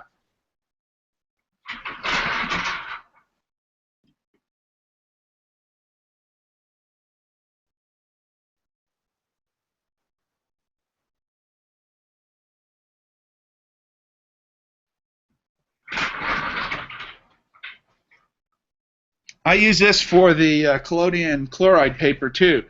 Get yourself a bottle of glycerin, add half distilled water and half glycerin, and after you wash your plate in the field and before you redevelop, go ahead and drop the plate in this or pour this on the plate and just put a thin layer on it, drain the rest back in the bottle. This won't go, it'll be as wet when you get home as it is, hours or days later. This will keep your plate wet, and when you get home, wash it off with tap water, put your iodine on, and start the redevelopment process. That's what I would use, just half and half, glycerin, 50% glycerin. Like I said, I also use that in the collodion chloride paper. But let's go to Terry's question. And you talk about Borat Petterline. I saw his video. I think it's a great way. What was Borat doing? He was using the beer, actually. Oh, the beer. Okay, yeah. A good lofty beer will do it. And I'll tell you another thing. If you're really good and you're really really on it, you've albuminized at least the edges of your plate or your entire plate's albuminized before you make the negative. Those are the only plates that you could possibly, and I've done this, I've run 2 tests on it so far, dry them completely out and then re-wet them to redevelop them. Now, in any other case, I would never ever say to do that because it's 100% sure your collodion's going to peel from your glass plate. But if you've albuminized and you've done a good job with albuminizing the plate, there's a good possibility that you could actually let the plate dry and then re-wet it when you get home. That's a way of making a dry plate after the exposition, the exposing the image? Yes, actually expose the image, develop it in the field, fix it in the field if you want. You could actually, to be honest with you, you could expose it, develop it, wash it, and not fix it in the field, put the glycerin on it, bring it home, take it home, or to your studio, and fix it, wash it, and redevelop it there. So you could stop after the development if you wanted. What I'm saying is if you've albuminized your plate well, and the collodion's going to adhere to the plate with that albumin on it, you can actually let that plate dry out. After you've fixed it and washed it, you could actually let it dry out. When you get home, you can re-wet it because the albumin's on it and it will hold the collodion down. You can re-wet it and then develop it from there without putting glycerin or anything on it. I mean, it's something you can try. I've done it twice, and it's worked beautifully. So I didn't even use glycerin or anything. Because 99% of the time, I would even say 100% of the time, if you clean a plate, a glass plate, pour collodion on it, make an image in the field, develop it, fix it, wash it, let it dry, and then you come home the next day or back to your studio and you re-wet that image, that collodion is going to lift right up off the plate. Guaranteed. Guaranteed. But with albumin on the edges or the entire plate, I'm leaning toward albuminizing the entire plate now rather than just the edge. And the quick reason for that is if you just do the edge, that's great. But if you'll notice, you have a little density buildup on the edges from that albumin. So I started albuminizing the entire plate, and it adds a little more density to the negative too, plus adhering the collodion to the plate. So there's a lot of ways to get around this. But to be safe, go the glycerin route until you get home. But maybe take one of the crappy plates and try the albumin and see, because all your plates are going to be albuminized if you're making negatives. If you're doing positives on aluminum, there's no real reason to wait to do stuff other than if you're using sodium thiosulfate and you need to wash them for a long time. So you need to wash the albumin after you get home? No. Nope. Nope, that's on there permanently. And next month, I'm going to have my GoPro hooked up to this feed, and we're going to go through all this. You're going to see every step of it, and I'll show you exactly what I mean. I want to describe it to you, let you think about it, let you do a little research on it, and then you'll see it executed next time, and it'll help a lot. Can I ask Quinn? Yes. When you're doing positives in the field, if you're doing, say, half a dozen, and you can't varnish them easily, can you use a similar glycerine or something to bring them home to finish off at home? Yes. Anything in the field, whether it's wash water and you're using sodium thiosulfate, which you can't pack enough water in the field to wash those plates because you'd have to use KCN, or whether it's you don't want to fix them in the field, glycerine half and half on the positive, it'll wash right off when you get home. And then go ahead with your other steps, whatever those steps are, whether it's fixing, whether it's washing, whether it's redeveloping negatives, whatever you're doing, this will wash right off. Half and half, distilled water and glycerin, and you'll keep your plate wet as long as you need to. So it's a great tool to have for sure. Right. Thanks. Yeah, absolutely. Okay, one more question on varnishing, and then because I'm going to lead in, that's a segue to Terry's one about the rollback on the varnish. Quinn, do you also use shellac for varnishing? I do. I have shellac. Let me show you a shellac plate. And this is probably a good example for the next thing we're going to do too. These are going up to the Northern UNC for the show Monday or next week, whenever it is. These were varnished with shellac in 2005, and right now they look great, but they're not glossy. The gum sanderac gives a little more gloss to the image, I think. So I prefer gum sanderac. But you can see where varnish is great. Varnish is always interesting topic, and you have to have it. But here's versus this one. You see a little more sheen on it. And you talk about rollback lines. Can I show you this? Look at that.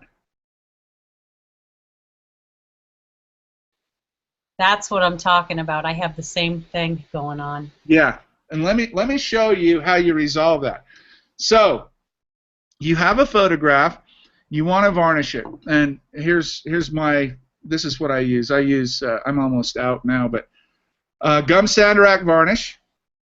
Have a drain bottle, and I also have a test tube kit, which I use to put the varnish in so I can heat the varnish up over a spirit lamp like this.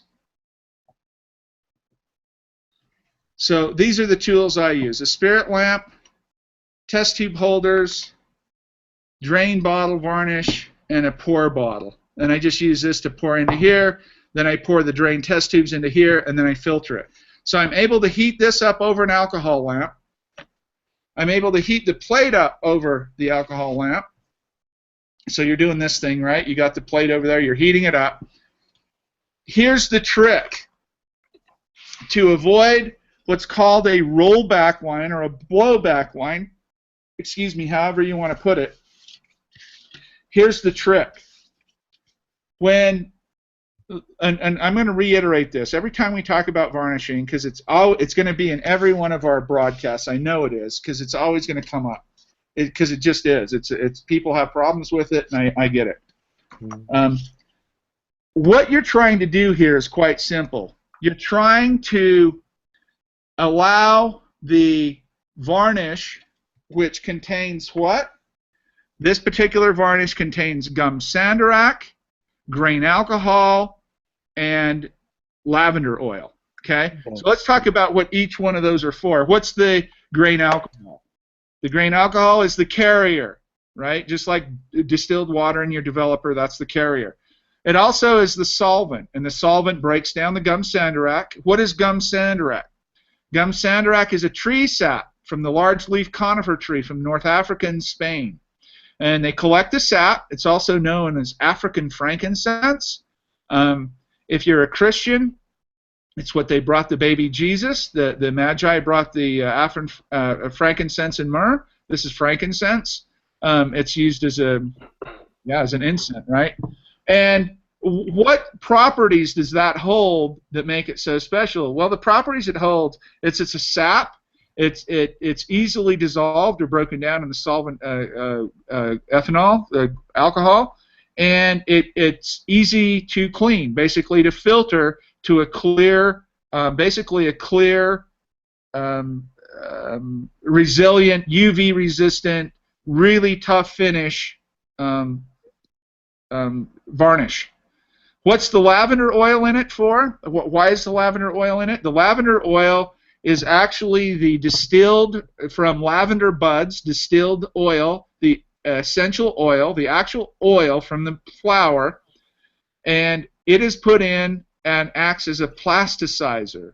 The plasticizer keeps the varnish from cracking over time, and those little hairline spider cracks you get. So 95% grain alcohol has 5% water in this. So there's the tree sap, the gum sandarac, the alcohol, the water, and the lavender oil in this. That's what's in this solution. The idea, when you pour this on a plate and you drain it off, the idea is to quickly, as quick as you can, evaporate that 5% water out of the sandarac. And if you don't, the plate can have a really good chance, especially in the wintertime, of it drying dead, meaning it's got a flat and non-glossy finish. That's the water that wasn't completely evaporated out of the varnish. So that's the chemical side of it. Here's the technique to resolve both the rollback or the blowback line that you get and how to get a nice, beautiful finish. This is what I do. I get the plate heated up over the lamp, or you can use one of these. If you don't like an open flame, get you a catalytic heater. These are great. I do my large plates with this. This does up to 16 by 20 or 40 by 50 centimeter plates. Really hot honeycomb head. It's flameless. So, you know, you're dealing with alcohol. Things catch on fire. So if you have a problem that way, get one of those. Heat the plate up really, really good.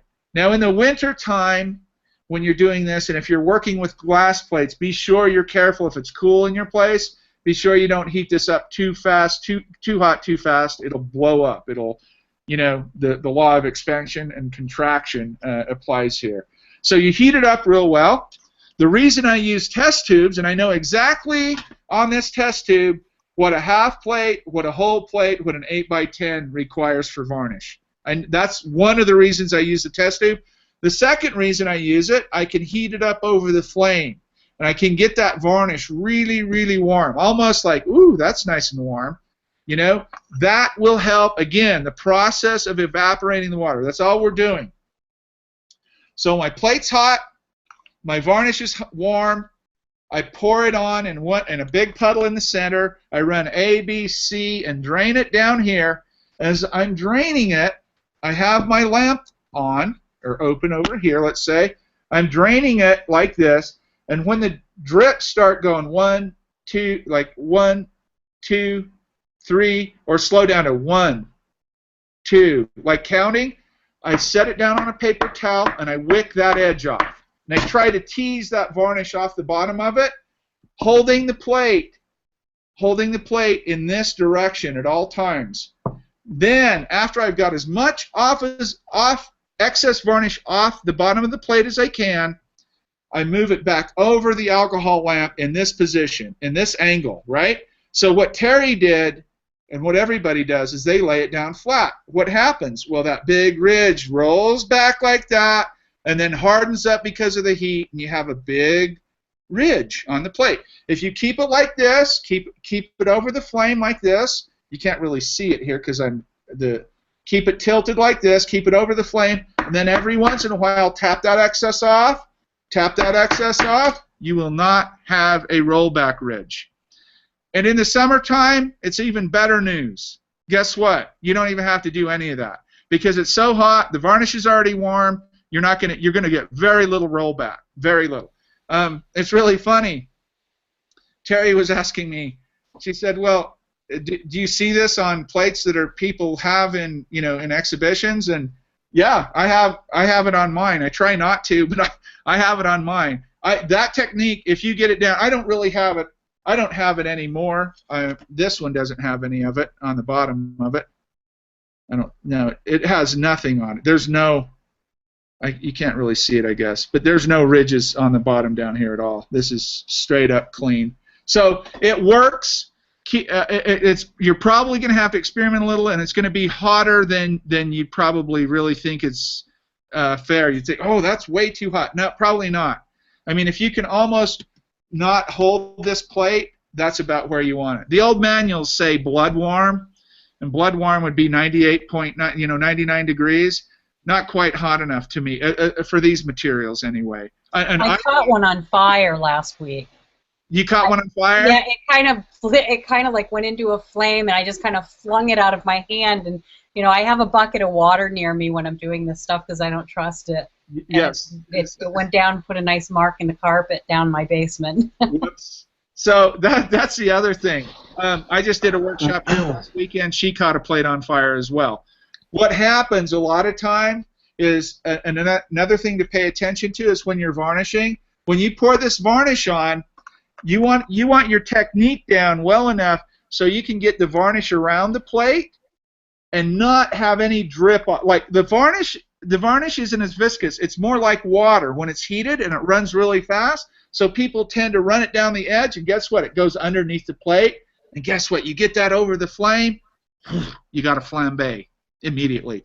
What you do, don't throw the plate, just calmly turn, one big blow without spitting on the plate. Make sure you lick your lips, and because I've had people spit on them, and there's big spit spots all over them, and then it's done. But blow the flame out, and if you do it quick enough, it won't even touch the varnish. It'll only burn the alcohol in the top layer. Secondly, the second part of varnishing I want to, and this will go up on YouTube after, so if people hang in here and see this, they'll be able to see what I talk about here.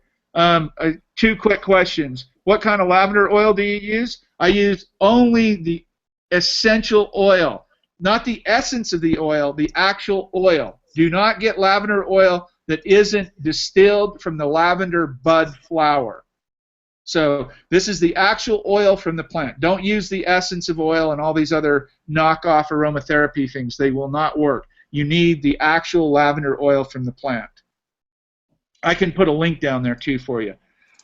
Why is it that you get some plates melt after or during varnishing? Great question, Carlos. Sounds like somebody's had this problem. I'll explain that in just a second here. What was I going to talk about? Varnishing. Anyway, I'll go to Carlos's question. What happens when, and if you haven't had this happen to you, you will. It's just a matter of time. You haven't been working in collodion long enough if it hasn't happened, because it will. The question is why when you varnish some plates, Does it dissolve the collodion or melt the collodion away? Have you ever had? Who's had that happen? I have. Carlos, have you had it happen? Okay, Jan. Good. Okay. So a couple of you know what I'm talking about then, and for those of you that don't, you will know what I'm talking about in a little while once you do it long enough. What happens is, number one, two things can happen. Why that happens? Why do you pour the varnish on and you tilt it and your image just slides right off with it? It just dissolves right away. Two things that are going on there. If you're European or outside of the United States, the first thing I would have you look at is the strength of your alcohol. Some European alcohols can go up as high as 97% alcohol. I mean, that's too strong. You do want that 5% water in there. You've just taken away, you're dealing with now 3% water, which is theoretically good. Oh, Quinn, less water. No, you want 95% alcohol. You want that water in there. It does act as a buffer. Secondly, and strong alcohol will dissolve collodion, just straight up. Secondly, and more usually, this is what's happening. You guys can chime in and tell me if you think this is what happened to you. Number one, you make an image with old red collodion.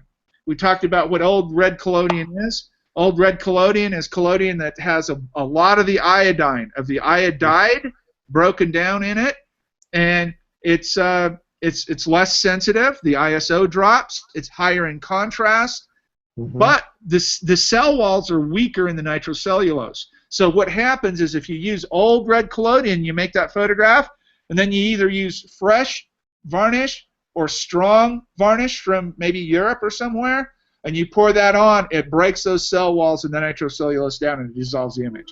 So what's the solution to that? Oh my God, I have to throw all my images away that I made with old red collodion, or I have to throw all my varnish away that I just made. No, neither. 10 drops of distilled water per 500 mils of varnish until it stops eating your image away. Usually 10 to 20 drops of distilled water will take care of it. And isn't that interesting? I started the conversation with strong alcohol. You need that water. It acts as a buffer. So if it's not there, you have to add it back in. And more importantly, for those of you working with over 95% alcohol, wherever you're at in the world, you can actually add distilled water to that before you even use it if you want. Do the math on it and figure that out. That's why images melt away. I see it every single month. Guaranteed I'll have somebody sending in an image that just melted away. And that's why. Quite easy to fix if you know what you're doing. But if you don't know what you're doing, it can be devastating. Now, are you heating with, when you heat in your test tube, are you heating with that cap on or off? Off. And then you put the cap back on and you just keep reusing? Yes, that's a great question, Terry. What I do is I have my little alcohol lamp here. I heat it up. I just do it just like this. And what I do is I take I can find it here. Yes, I can. I take in fact, I'll heat this up. I'll fill this up. I have probably just enough left too. So this would cover, right there covers a half plate. So let's say I'm getting ready to do a half plate. This is what I do. Fire my lamp up, and this is what I do. I actually get it quite close and quite hot. So get some quality test tubes. They'll pay off for you in the long run. I got the bigger test tubes because of workshops and doing multiple plates. I can get about 2 half plates out of this before I pour it back into the drain and then filter it again. So right there, and it's cool down here. It's about 18 degrees Celsius or about 66 degrees Fahrenheit down here in my studio, my work area. So I can get it quite warm. Perfect. It's almost like that's just perfect. And you'll start smelling it too. And I can get 2 half plates out of that. Then I pour it into my drain bottle after I've done 2 half plates. And then I take this drain bottle and I filter that over and over again to get any impurities out of it or whatever. But once I'm finished, I'll just cap the test tube, put it back in the holder, and voila. See, what I've done is I had these. Oh. And then what I did was I emptied it out after. I didn't know about the drain tubes. So I didn't know you were supposed to drain it in something separate and then filter it. So that's really good to know. Yeah. But now I've ruined these. And is there a way for me to get this clean so I can use them again? They're kind of expensive. They are. Is that gum sandarac? It is. Yeah. Sure.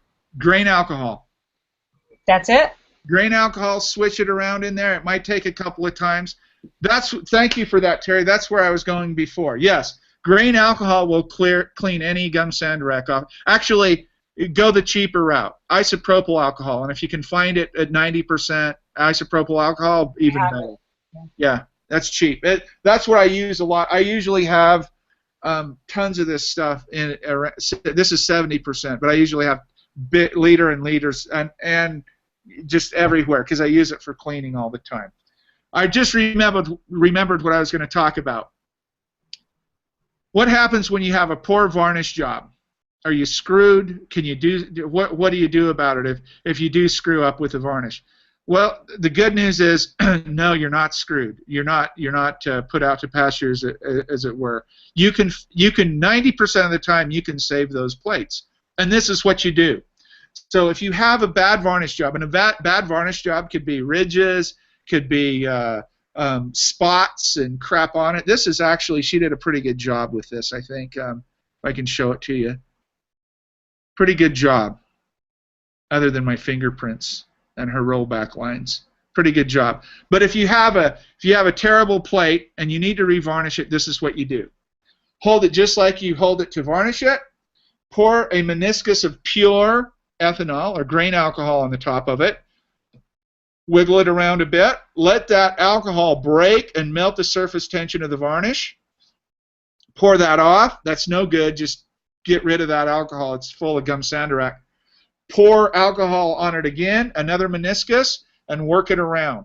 And repeat that 2 to 3 times. And when I say work it around, work it like this. Swish the alcohol around on the top of the plate like this, and for 30 or 40 seconds, maybe even a minute. And do that 2 or 3 times and pour it off, and then let the plate dry. It'll dry quickly, and it'll dry down really kind of flat, matte, and blue. It'll have kind of a blue haze over it.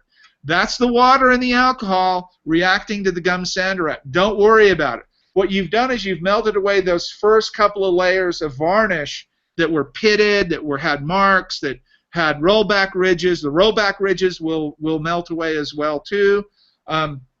You can melt all of it away. Once it's dried, put it over the flame again, heat it up, and varnish as normal. And you won't believe how many plates. I've saved many, many, many, many plates doing it that way. So there is hope even if you have a terrible varnish job. That blue will disappear? It will. It'll go back just as the original image. Because once you pour the varnish back on it, that's just the layer of gum sandarac interacting with the water, and it dried, and that gum sandarac, that water is plugged up with the gum sandarac, and then you melt it again with the sandarac and heat it up. That blue goes completely away. So it works really well. Keep that in mind as you go through your image making. It applies to negatives as well.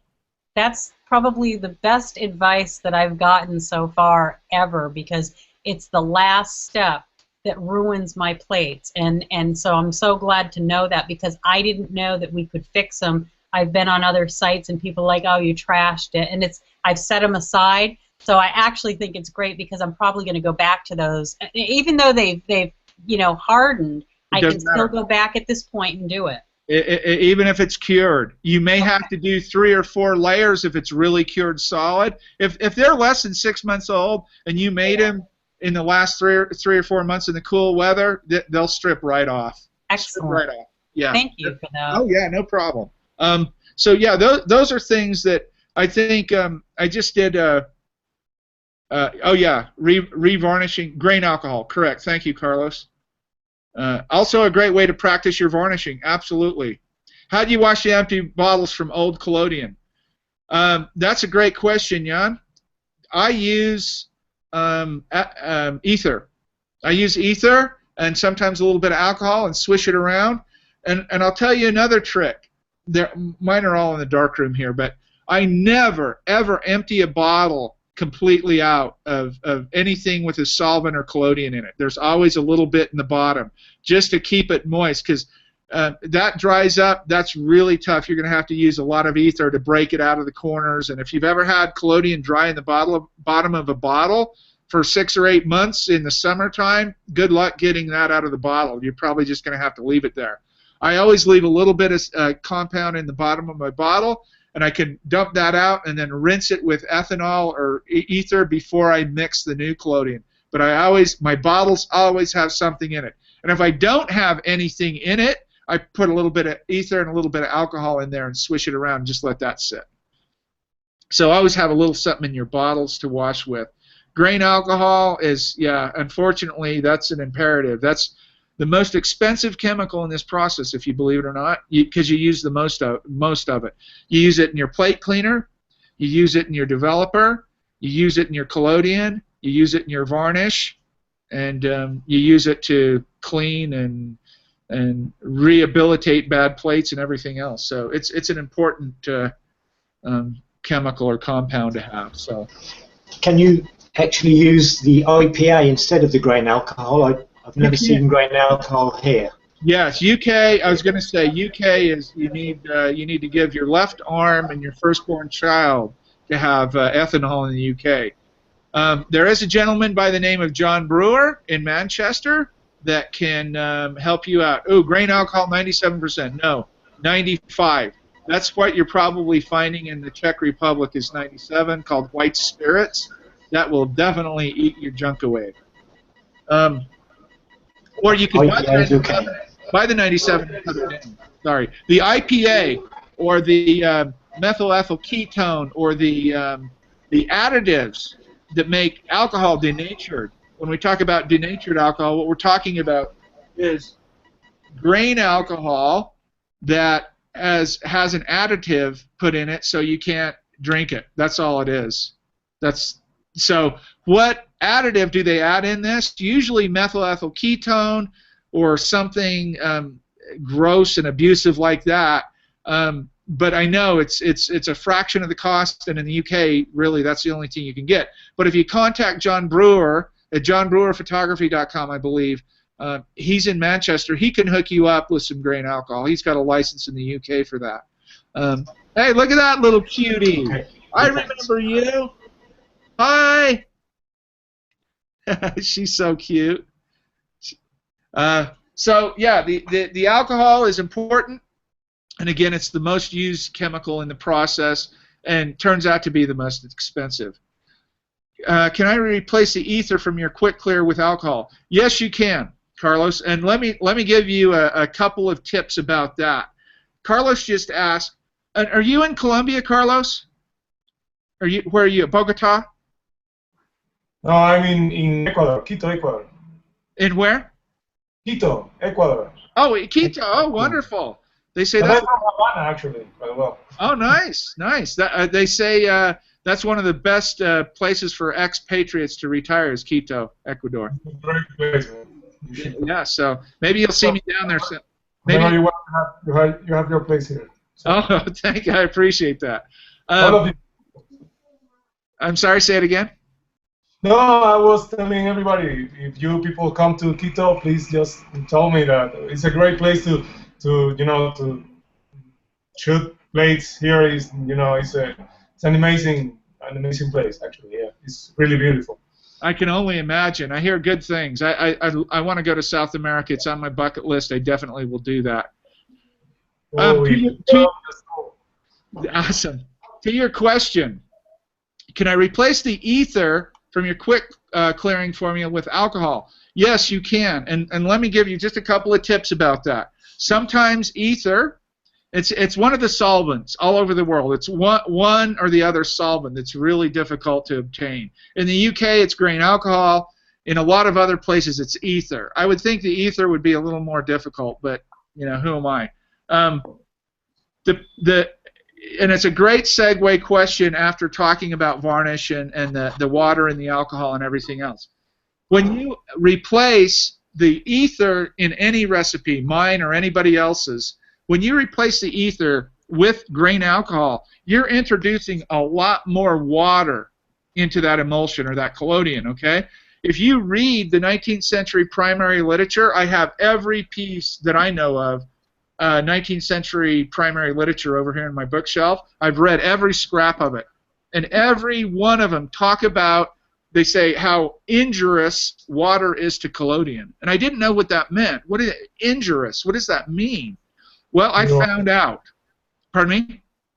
I'm sorry about my English, but it peeled off because of the excess of water? The plate, the collodion? Yes, the collodion is injurious. The water is injurious to collodion, meaning it's muy malo, yeah? It's para collodion. It's very bad for the collodion. It makes it... No, I was asking if the layer peels off from the plate because of the excess of water. No, no, even worse.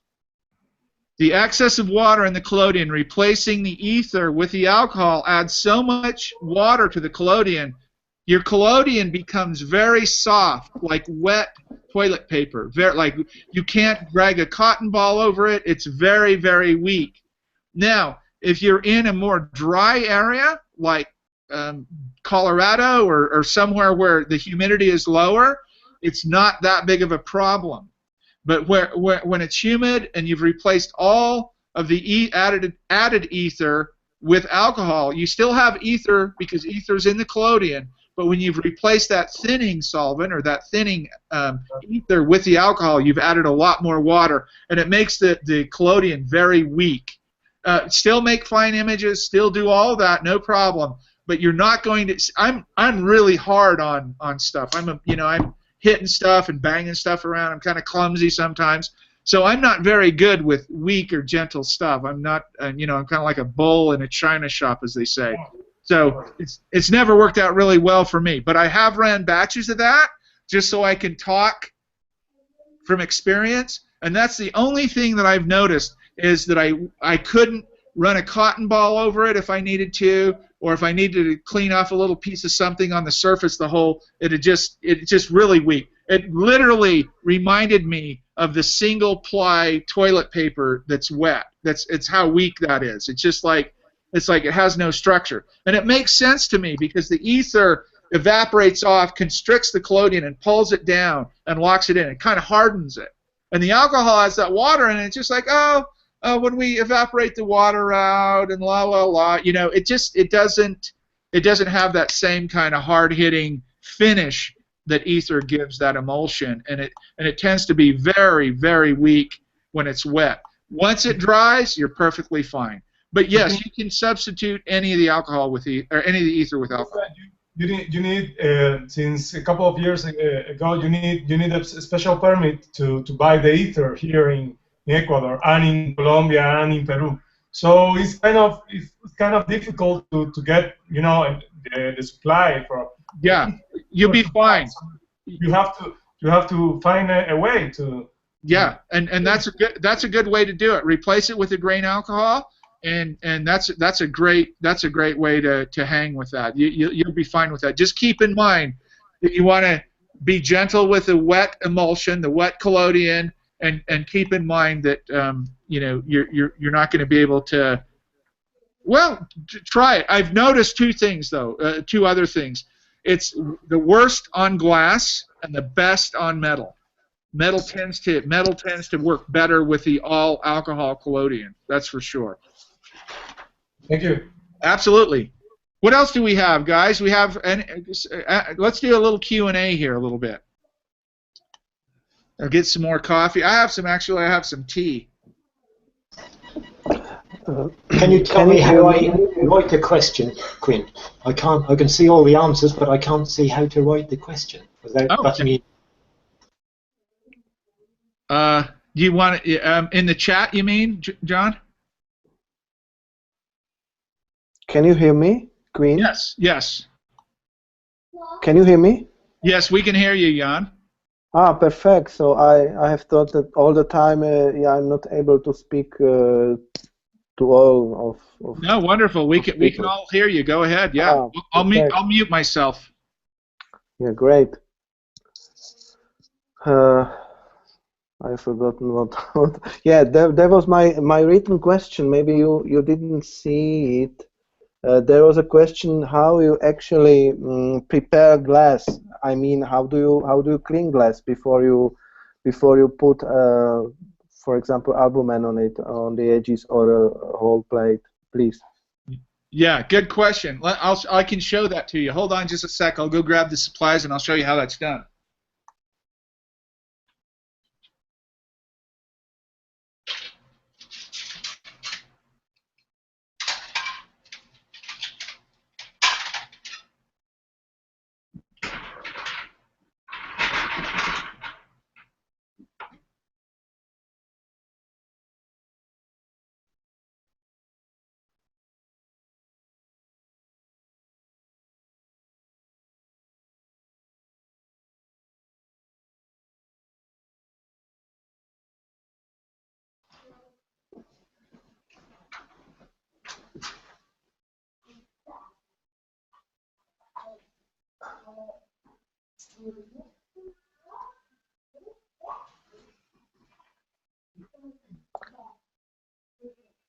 Carlos.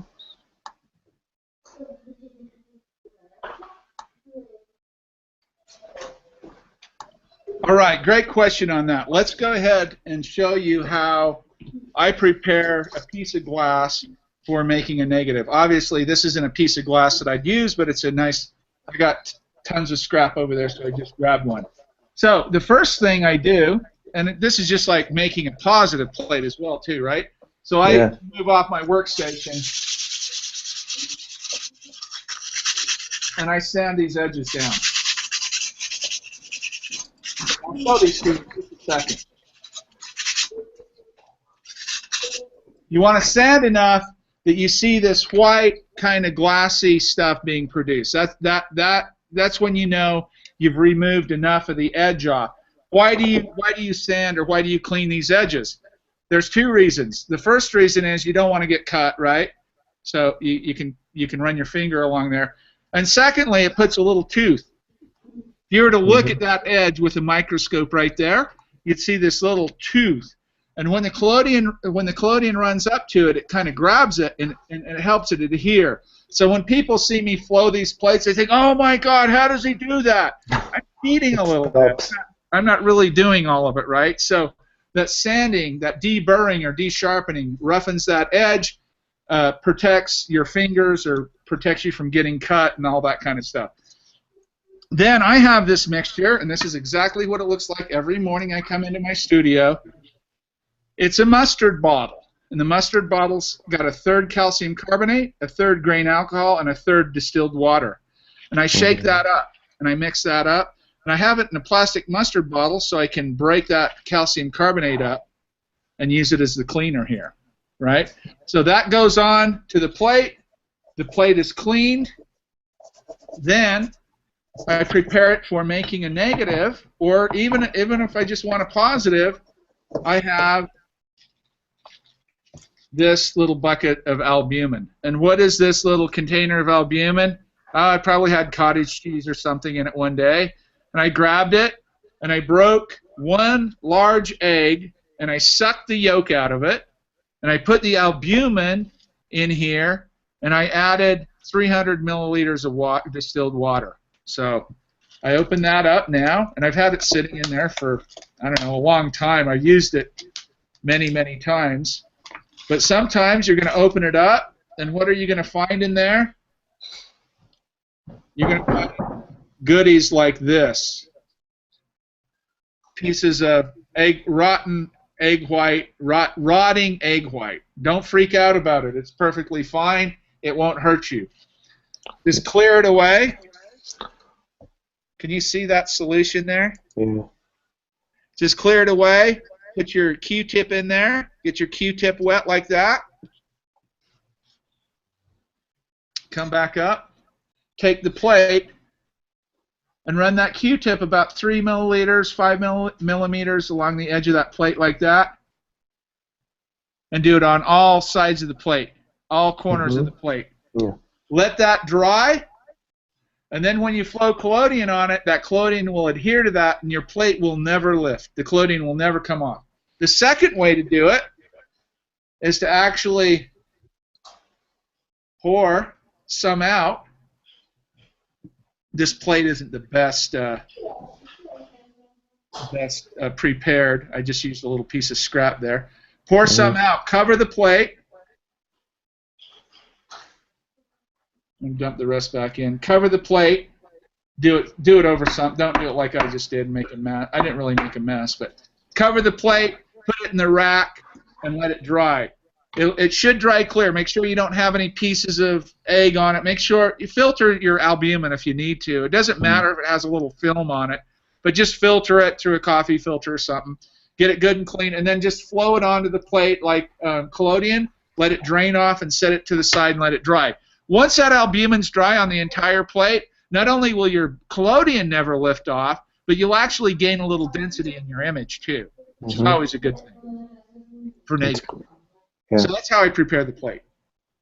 And albumin, it's just a mixture of normal water or distilled water? Distilled water or demineralized water, either one, Yeah.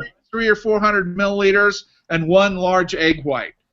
That's all you do. One large edge and 300 milliliters. That's all. Yeah, something like that. Yeah, you can be anywhere in there. That's a good mixture to work with both edging it or pouring it on and doing the entire plate. When I pour it on and do the entire plate, I usually make it a little bit weaker and I make the edging a little stronger, but it doesn't matter. Either one's fine. There's no real, you can experiment. You're not going to hurt anything, that's for sure. Yeah. The albumin, once it's dried, covered with collodion, is completely inert to the silver. It adheres. That collodion, I don't know, when I was a kid, I did some rotten things, and I threw eggs at cars and crap like that. And you see that egg white, that'll peel paint off a car. That albumin, once it hardens, your collodion is not going to live. We do that because pyrogallic acid in the redevelopment stage shrinks collodion, and it'll peel it right off the plate. So if you don't understand that, every negative you make, you're gonna have problems with. Yeah, it pays off to do it because I have tried it also without albumin, and you are right. It's really tricky. Yeah. But sometimes, if you are lucky, you are able to redevelop it completely. Let's say the plate looks good as a normal, positive wet plate, but it's really risky to do it.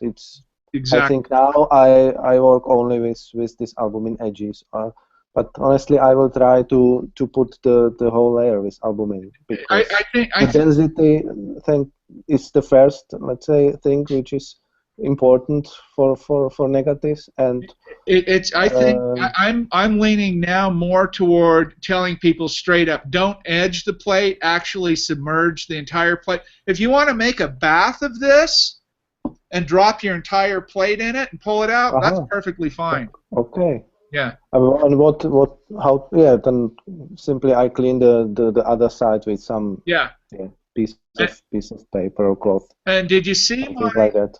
Let me show you this video real quick. I want to show you guys. I know Terry's not working in negatives yet, but it's good that she's in here.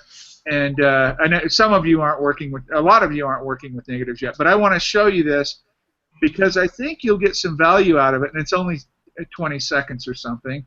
I just want to show it to you. I think I can show the whole screen too. Let me see here. Let me find it first. There it is. This is a trick for extracting albumin from the egg. So let me share my screen with you. Share. Uh-oh. So now you can see my screen, right? Can you see my screen, guys? Now it's black on my side. How about now? Still black? No, still black. Now I can see your bottom. Plastic bottle. Dump your egg, crush the bottle, suck the yolk up, leave the yolk in the bottle. For those working with... Okay, let me see. Stop sharing. Can I just share? I just wanted to show you that quick. I should learn how to do this, but they won't do that until share this part. There you go. Okay, here. Now can you see that? Yes, now it's working. Okay, watch this plastic bottle I'm doing. Dump your egg, crush the bottle, suck the yolk out. Never ever get yolk in your albumin again.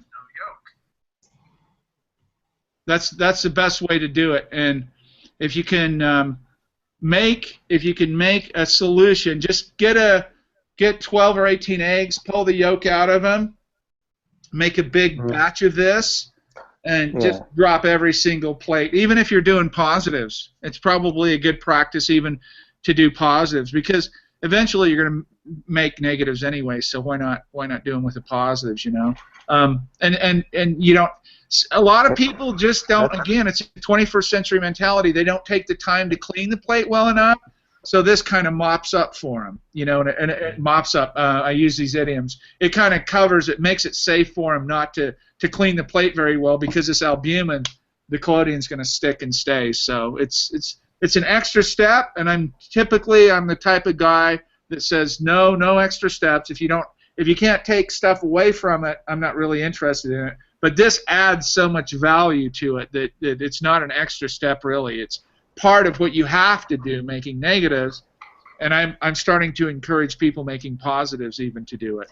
Yeah, because I was going to say in regards to that, even like for my positives, I just sub the edges, and for people that do it, I'll tell you right now, it's not that bad of a step. It really is. It dries very quickly, and you just go on your way. You usually just dip the Q-tip in, run it along the edges, and I sit down the plate for maybe 30, 45 seconds, and it's usually good. Yeah, and that's a very good point, Robin. Even in the summertime, it's even quicker. And there's nothing worse, even making positive image, like Rob just said, there's nothing worse than having a wonderful, beautiful plate, and then you go to wash it. You develop it. You start Arrested Development, you fix it, and it's wonderful, and then you go to put it in the wash pan, and the corner of it starts flailing up like this, and then the whole image peels off. I mean, that, like Rob just said, 30, 40 seconds extra as a step to save that, I think it's definitely worth it. So if you're having problems with images peeling, definitely look into that. Mm-hmm. When you clean the plate, do you clean it immediately before flowing the collodion, or can you do a batch and then, say you're working in the field, can you sort of clean a batch and then? Yes, let me show you what I have, John. That's a good question.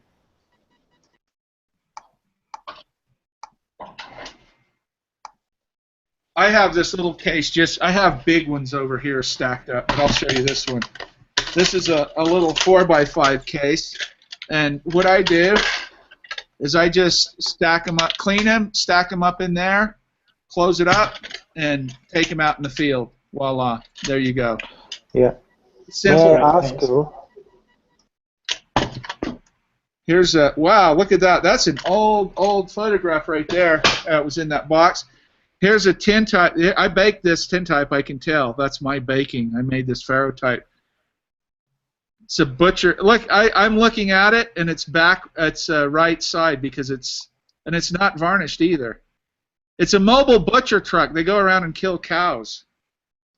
Scott's Champion Meats, mobile butchering. Huh, that's got to be 10, 15 years old, and it's not varnished either. That's crazy. It's only a quarter plate. So yes, I clean plates, and sometimes I'll put them in, wrap them in a paper towel. Sometimes I'll sleeve them up. I have some cellophane sleeves here, and then I'll put them in the box and carry them out in the field. Definitely, yeah. And you can even do it in the studio here. I have 4 or 5 racks along a long table over here. Probably holds 150 plates. I can just clean them and stack them there, but normally I'll cover them with something so stuff doesn't fall on them. But yeah, just grab them off. And I always encourage people to be prepared for, if you have a sitter coming over or you're going out in the field, to sit down and do a batch of 10 or 20 or 30 plates, depending on how many ever you think you might use. I have one practical question, Quinn. May I ask you? Yes. I'm a long time trying to find some let's say way how to make, or not buy, but how to make a transport box, because I'm trying this year to go outside to make plates to negative outdoor. I mean in nature, somewhere in the forest. Yeah. And definitely I need at least 2 boxes, one for clean plates before taking photographs, and one for the exposed place. Please, could you give me some recommendation how to create a rack, or how to call it, inside these boxes, because Yeah. I'm not able to find any good solution which can safely hold the plates for transportation. That's a good question. The biggest problem is these holders inside. Exactly. Yeah. So these mechanisms these are the ones you have to find, and probably a shop online. You probably might end up either now. Lund Photographic carries these. I think this is where this is from. This is, I think, it doesn't say on. Oh yeah, it does too. LundPhotographics.com. Yes, I know this website. Yeah. That's where these come from. But that's what you have to do, is you have to either have somebody make you some, or find these inserts and then build the boxes.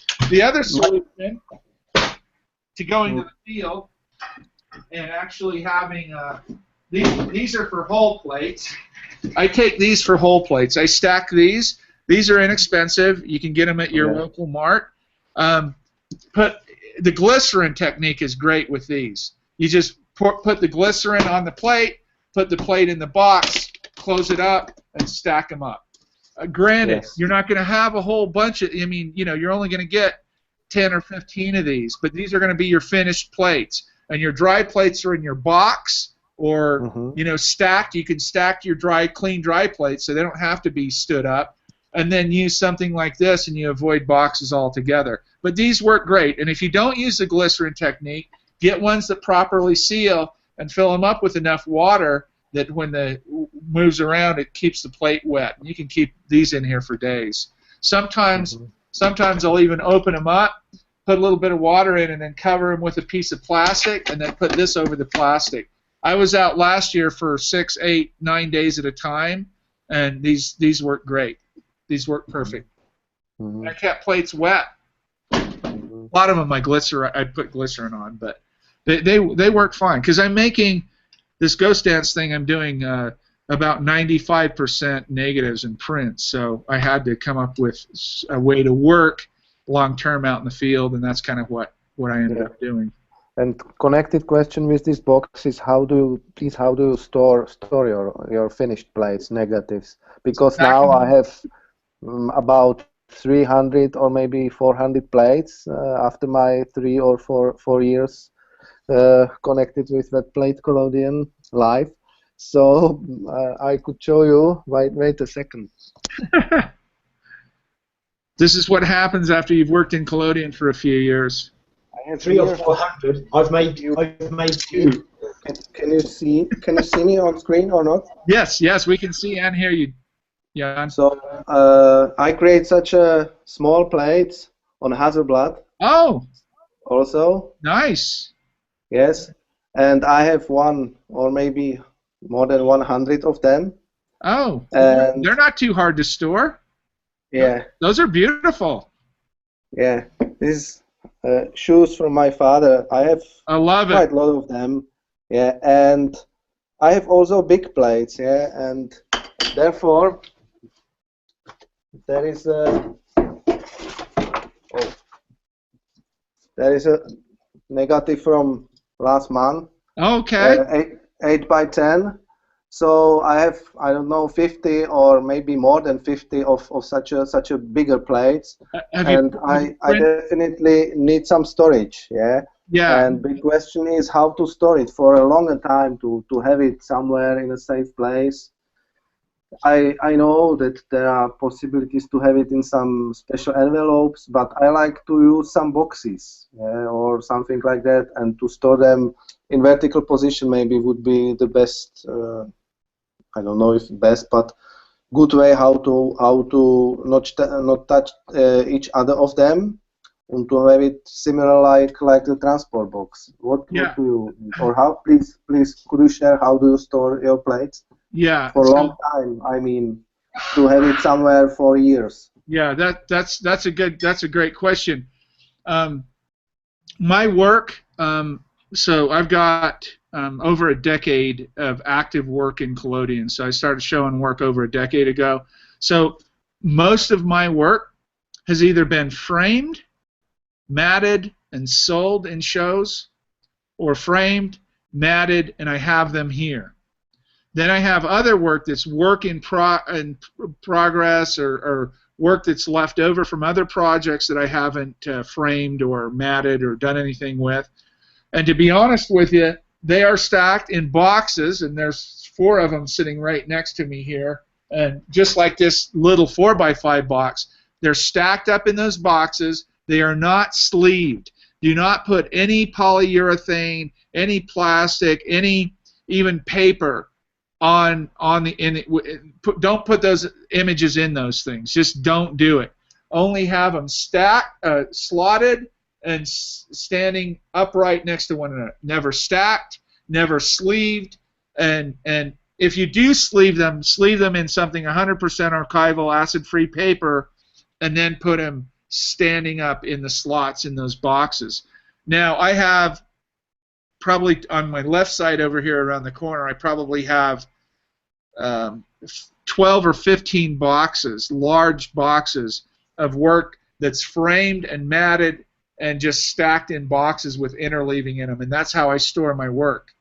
The ongoing work in progress can either hang on racks, like I have a negative over here, a couple of negatives. So this stuff, like the ongoing stuff, is just like on a rack, basically. This is something. This is a negative from a workshop a couple of months ago. But this stuff is, yeah, you have to. Yeah, there's only really 2 solutions.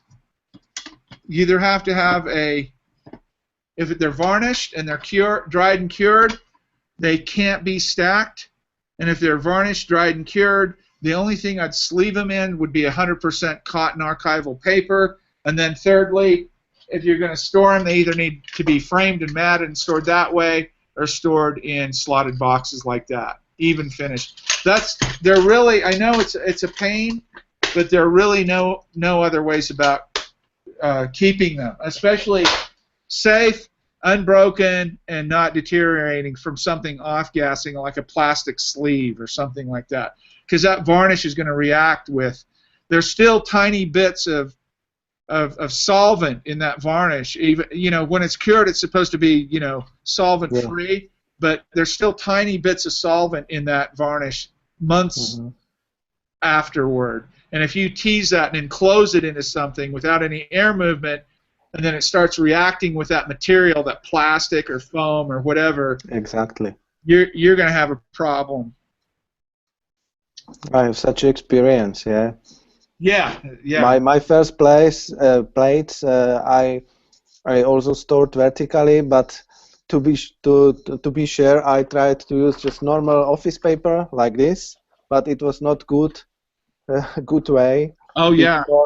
No. It then reacts after one year maybe. I tried to open it or open the box and then look inside, and I have seen some small spots on the plate, on the surface, and it would be better just to leave the plates inside without anything. It would be much better than to be too careful and try to put between every plate something. Exactly. Now my experience is like you have already described. Yeah, to put it vertically and without anything, not touch it, and it can then stay for 4 years. I'll grab one of my big boxes and show you that. Probably not my fullest box, but I got several of them here. Oh, this is a pretty hefty one though, so this is pretty full. So these boxes like this, completely full, and this is heavy as, oh, get up, dude. So in here, if I open it up, let me find something here. These are just slotted boxes.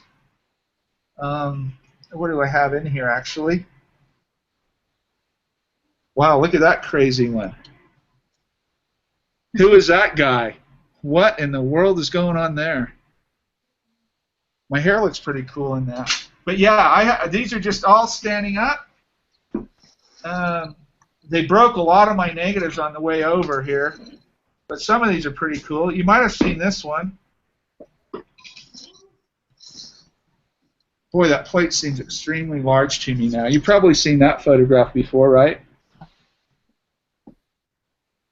Yes. Kind of cool. But yeah, so these are just stored straight up and down vertically. It just says glass and metal plates, 2008, 2009, 2010 on it. So that's how they're stored. Build you up some boxes. I've got tons of these around here. I'm afraid the handles are going to break off of them now if I keep stacking. That's a heavy one right there. It's probably too heavy. Don't overfill them, because then the handles break. You drop them and you break all your plates, and that's happened to me as well too. So. And sorry for the next question. Do you make also some catalog, or do you describe your negatives in your storage, or also positive, to have clue after some weeks or months what do you have actually in these boxes, or how, if some client wants to have something from you, how do you if you may share, how do you describe your plates, or have you some organization of your work? Yeah, so all of my work, like if I looked on, I've got an ongoing list of all of my plates that I've made, and they're actually numbered. And so I go in, and I only do this with project work. So my 2006 show, my 2010 show, my 2012 show, hundreds and hundreds of plates. They're all numbered. They're either sold or they're framed and boxed, and there's a corresponding year and a box date or date on those boxes. So that's 2008, 9, and 10. I could go in there. That might just be, I'd have to look and see. But when I want to find an image, I can go in. I've got an Excel spreadsheet, and I can go in and I can say box 16 over here and Portraits from Madison Avenue contain these images. So I can go in, I can pull that box, I can pull that image out, I can photograph, digitally photograph the plates, or usually all the plates are already digitally photographed, so I have digital copies of them that correspond with the actual plates. If I don't have the plate anymore, you know, if it's sold or gone or broke, whatever it is, I note that, and I'll only have the digital copy. Some of the plates that I do have aren't digitized yet, so if I don't have a digital image of it, I'll do that. Then some of the early stuff I didn't digitize for whatever reason. But that's how I store and maintain. And I probably only have 600 or 700 plates that I have, which may seem like a lot to some people.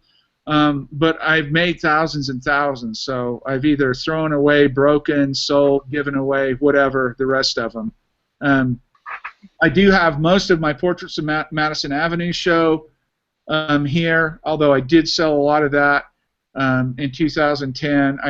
And the American West exhibition just opened yesterday in Brussels, so that show is in Brussels right now, so I don't have any of those images. And most of that work, the really, really choice pieces of that work, sold in 2012 at the first show. But there's still some good representations of the work that's showing in Brussels. So it's either boxed, framed, matted, and taken care of that way and cataloged.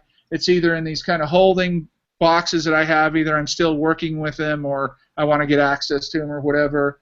Or they're on racks waiting to either be sold, given away, broken, thrown away, or whatever. I tend to fall in love early on. I had a tendency to fall in love with everything I did.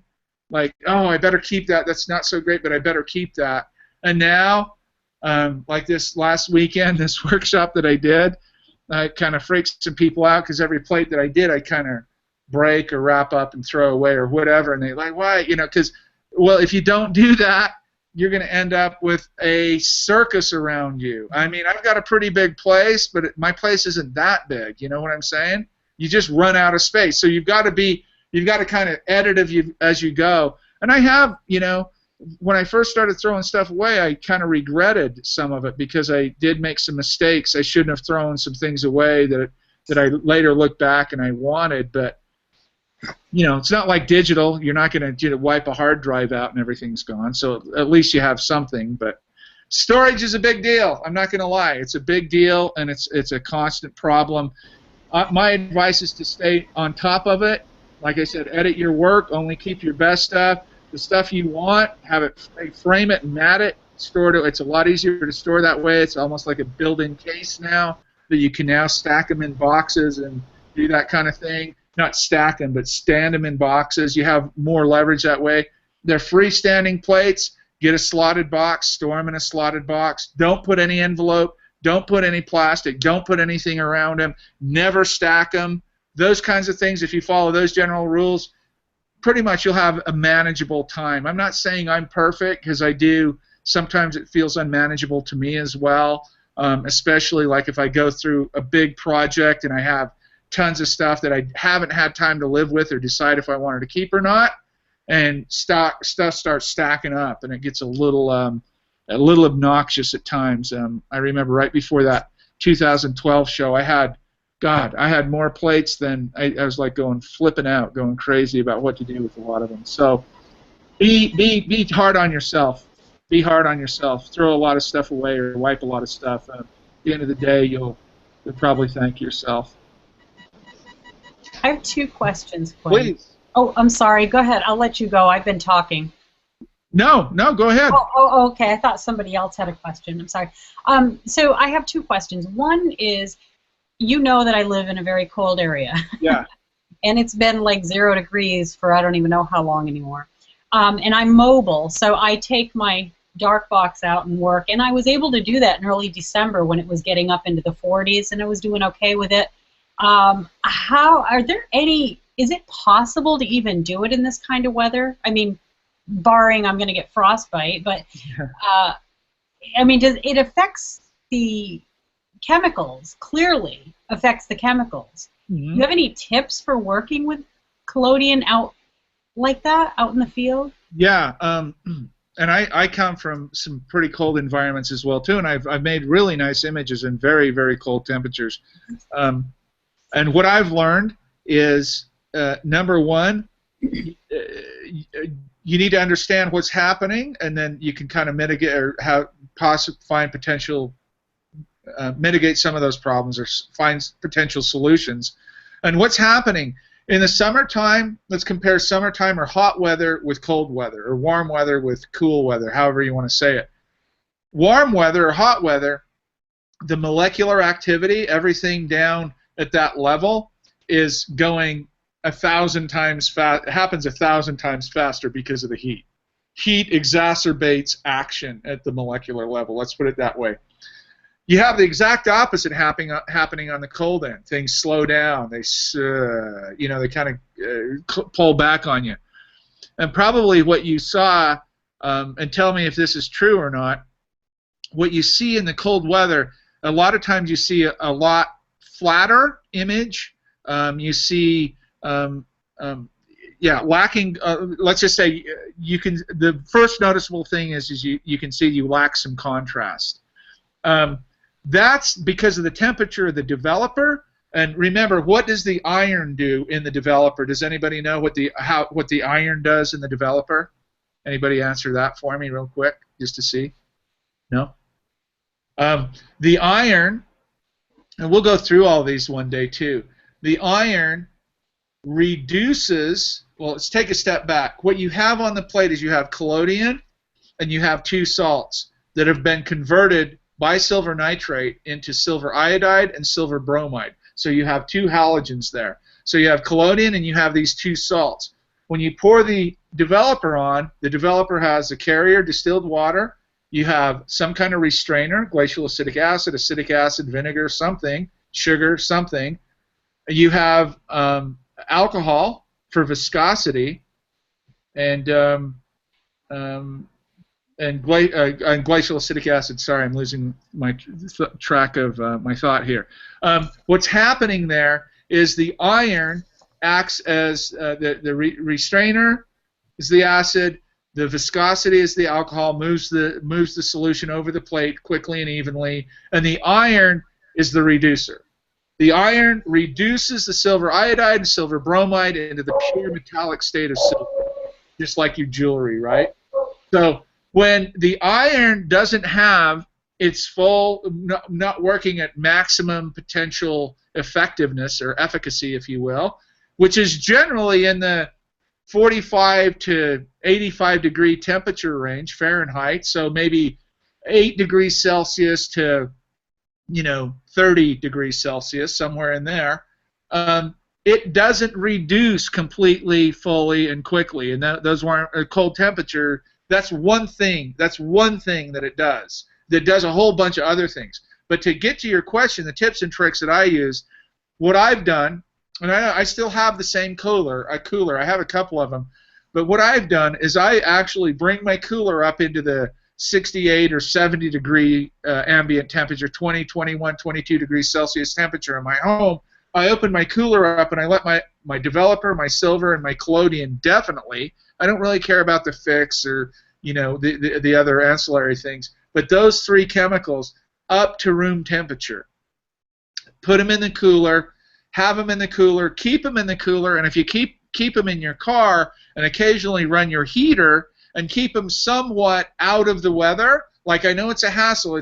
You can't really take your silver bath out of your setup after you've set it up easily and all those kinds of things. But if you can keep you'll see a drastic difference from, let's say the temperature is I'm going to use Celsius here. Let's say the temperature is 20 degrees Celsius, 68 Fahrenheit when you begin, and you make a few plates and the temperature drops down to 7, 8 degrees Celsius, 45, 48 degrees. That's when you're going to start seeing the drop-off. That's when your silver bath's going to start acting not funny, but not completely reacting with the salts. And that's when your developer, you're going to see that problem, the flatness start. And it's going to be very subtle, but the colder you get, the more this will happen. There's no really bottom-end temperature other than your stuff freezing. Glacial acetic acid actually freezes at 17 degrees Celsius or 63 degrees Fahrenheit. You have a little bit of that in your developer, but I've worked in minus 10, minus 20 Celsius and 20 degree Fahrenheit weather and still been able to make images. The silver bath is the one that gets you in the end because it gets fogging. It gives a lot of fogging. That's what I've noticed when it's really cold. Yeah, and that's the extreme end of flatness, right? That's where you're getting out into that whole genre. So I've waited for somebody that works in the cold a lot to come up with some kind of little thermal blankets for like little cozies for your silver bath holder and your developer and your collodion and just enough to keep the chill off. You don't want them, if you could keep them 18 degrees Celsius, like 65 degrees or something like that, just enough to keep the chill off, you could make plates all day long because the material, sometimes you don't want that freezing cold either. Pouring warm material onto something cold, you're going to create condensation and all kinds of stuff's going to happen. But, hey, Rob. Oh, Rob took off. All right. Okay. And the only other question, can you still hear me? Yes. The only other question I had, and it was a curiosity, and it may be really simple to everybody, but I don't know it is. I know that some people work with plexi when they're doing, instead of metal. But I'm just wondering, can you use clear plexi to make a negative, or is it you can? Okay, because I've always been thinking that it had to be glass, and I was just wondering what the difference would be, other than it won't break. The caveat, that's a great question too. The caveat there is, it's funny, when I was in Europe, there was a company in the Netherlands called Quinn Plastics. I'm not kidding you. They're still there. Quinn Plastics sent me sheets of black and clear acrylic, and it's really, really good stuff. And I haven't gotten any here, and I haven't bought any here in America yet, but the clear plastic they had was quite thin. It was maybe only I'm going to say 4 millimeters thick, quite thin, and very clear and very consistent. So I knew right off the bat that I could make negatives and print on that. The only caveat would be the quality of that clear plastic. Now here's another thought though. If you buy some of that really cheap stuff and it's got that wavy stuff and it's not manufactured quite properly, could add some interesting effects to making negatives and printing too, you know, kind of built-in Petzval lens stuff or whatever, you know, whatever you might want to do. But yeah, black plexi and clear plexi make great negatives or positives both, and you can do both positives and negatives on the clear stuff. I did both in Europe quite a bit. I worked with black plexi and clear plexi for about 6 months when I was there, just to get a feel for it, and I really liked it until I picked the image up and felt the material. It just felt wrong. Okay, thank you so much. Absolutely. Do we have anything else? It's almost quitting time here. It's almost 10 to 1 my time, 1300 hours. Mm-hmm. I don't know, Quinn, whether you've got a couple of minutes just to have a look at my very first images. I've only made 2 images so far. Love to. And I just wondered what's wrong with them, basically. Let's do it. This is the first one I made. You can see. Okay. I'm trying to see. Can you see it? Okay. Yeah, I got a reasonable facsimile. Well, Okay. that's a black background. Yeah. It's supposed to be a positive, of course. Oh, it's supposed to be a positive. See, I'm looking at it as a negative. So. Okay. Which is okay. But it's the background should be black. Yeah. So right off the bat, John, it's overexposed. Overexposed, is it? It is. It's overexposed. Right. So ironically enough, guys, he just showed an image that would have been a perfect candidate to redevelop. However, if you go, and this is really strange to say, but I'm not misspeaking here, guys, when I say this. If you have too much exposure, if it's so far overexposed, you actually start to lose density, ironically enough. You actually lose density. You don't gain it. So people say, God, I gave that 25 seconds at f5.6 in the bright sunlight, and look at how weak it is. Yeah, it's so totally overexposed, you actually lost density. And I saw a little bit of that in the background, which is supposed to be clear. That would not have redeveloped as a negative. And of course, it's producing a positive that's kind of muddled up and overexposed, and that's why it looks the way it does. Right. Okay. Yeah, and now I can see with the black background, I can definitely see now what's happened, and that's definitely overexposed. Yes. Yep. Right. Thank you. That was f6, 8 seconds. Okay. With about 2,800 watts of light. Oh, okay. So I would go down to about 6 seconds, 5 seconds in those exact same conditions. 5 or 6 seconds. Keep your development time strictly at 15, no more than 20 seconds, and keep running that constant until you dial that exposure in. And it'll be somewhere around, if those exact same conditions, it'll be around somewhere around 5 or 6 seconds. And it's going to appear that you have very, very little on your image. It should appear that that's almost pure glass because of the black background, and it's going to freak you out a little bit in the darkroom until you come out in the good light and put it against something black and see that the information is there. Don't get overwhelmed in the darkroom and start overreacting or going too long on development. Right. That's great. Thanks for that. Absolutely. Thanks for sharing those. And we're always happy to, and anybody else can chime in if they have anything else. We're always happy to share some work here and talk about it. I think it's so beneficial to everybody, and I even get to learn some things sometimes. I was actually going to ask you, Quinn, is if at some point it might be great to have one afternoon where we all bring our work and kind of critique each other. I think it would be fun, as long as you would be able to help us out, because I would love to. That seems to have the information. I would love to do that. I learn a lot by doing that, and I'd love to see people's work too and get their ideas, and not only technically but theoretically and conceptually and every other way. Yeah. I get real inspired when I see other people's work too. Yeah. Maybe we could do maybe we could dedicate a portion next month to do that if everybody's cool with that. I'd love to see that actually. So.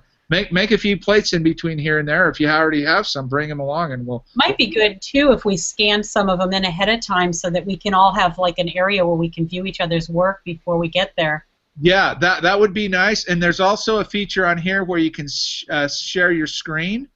So if you had them digitally, you could just pull them up and let it share the screen with us, and we could see them. Fun. Carlos asked one more question here. He says, quick question: can you actually recover old collodion properties by adding acetone? What he's asking there, it's a good question, and what he's asking is, can you take old red collodion and bring that straw yellow color back, actually reverse the aging process? Can you pull the red, can you turn it back to a new collodion or a newer collodion with acetone? And the answer is yes, you can. And I usually say about 10% acetone, and you're going to have to experiment with that a little bit in your environmental conditions, your temperature, your relative humidity, how you're storing your collodion and all that. But typically, if you had 100 milliliters of collodion, you add 10 milliliters of acetone in a day or two, you'll see that transformation start to happen. Basically, what it does is it demands that the iodine revert back into iodide. That's what the acetone is doing, and it turns your collodion back into a newer collodion. You can also use lead and another material I can't remember right offhand. I got to admit, though, I use so much collodion, that's never a problem for me, so I never have to revert. But it does. You can do that. And I've done it, so I can speak about it. I've seen it. It's actual, it's true, and it works. Thank you. Maybe one question, Quinn. Yes. Did you ever try to, I mean, now physically retouch negative? Typical example is if some parts are a little bit damaged, or if you scratch it, some small spots, some empty places. Yes, and the best way, I've done two methods with that. I've actually cut with a razor blade, an X-Acto knife. I've actually cut collodion off the image and scraped it off so it's just clear glass, or black glass in some cases, and so that works with positives or negatives. And on negatives, on the emulsion side, if you use a good soft lead pencil, you can black out anything on that negative. So if you have a spot, it's basically, remember, and most of you, I'm not sure about Carlos, but most of you look like you've probably been involved in photography when film and prints were around. Remember the old touch-up kits of black and white you used on your prints, a little paintbrush and the different gray and black? I still have some here. That's basically what you're doing with the lead pencil on the negative, and you can do those. Yeah. But the only thing you're going to create, you can't make anything. The only thing you're going to create is highlights. You know what? I will make a note to myself, and next time we meet, and if you're in here, Jan, I am going to show you a negative from 1890 that I have, and it's a 40 by 50 centimeter plate. And I'm going to show you it's a portrait. I'm going to show you the back, the emulsion side of it, where they actually used a lead pencil to highlight the features of the sitter's face, and then where they actually cut away and just went to black. So highlight, shadows, and some middle range there, depending on how much lead you use. Yeah, you can do that. It would be very interesting to see. Yeah, it's gonna look very cheesy at first because you're not very good at it, or maybe you are. I don't know. Mine did. Mine looked very cheap. Mine looked like somebody took a Photoshop brush and highlighted a piece of somebody's. Yes. It kind of looked weird, but. I mean, only to repair some really physically damaged parts, like some small spots. If you lose some portion of collodion on your negative, not to retouch it in real. Yeah, exactly, absolutely. Or if you have pieces of collodion that are lifting or ripping. Oh, yeah, good. Take a piece of take a Q-tip and dip it in your varnish and tack those pieces down if they're ripped before you even varnish it. That kind of physical damage.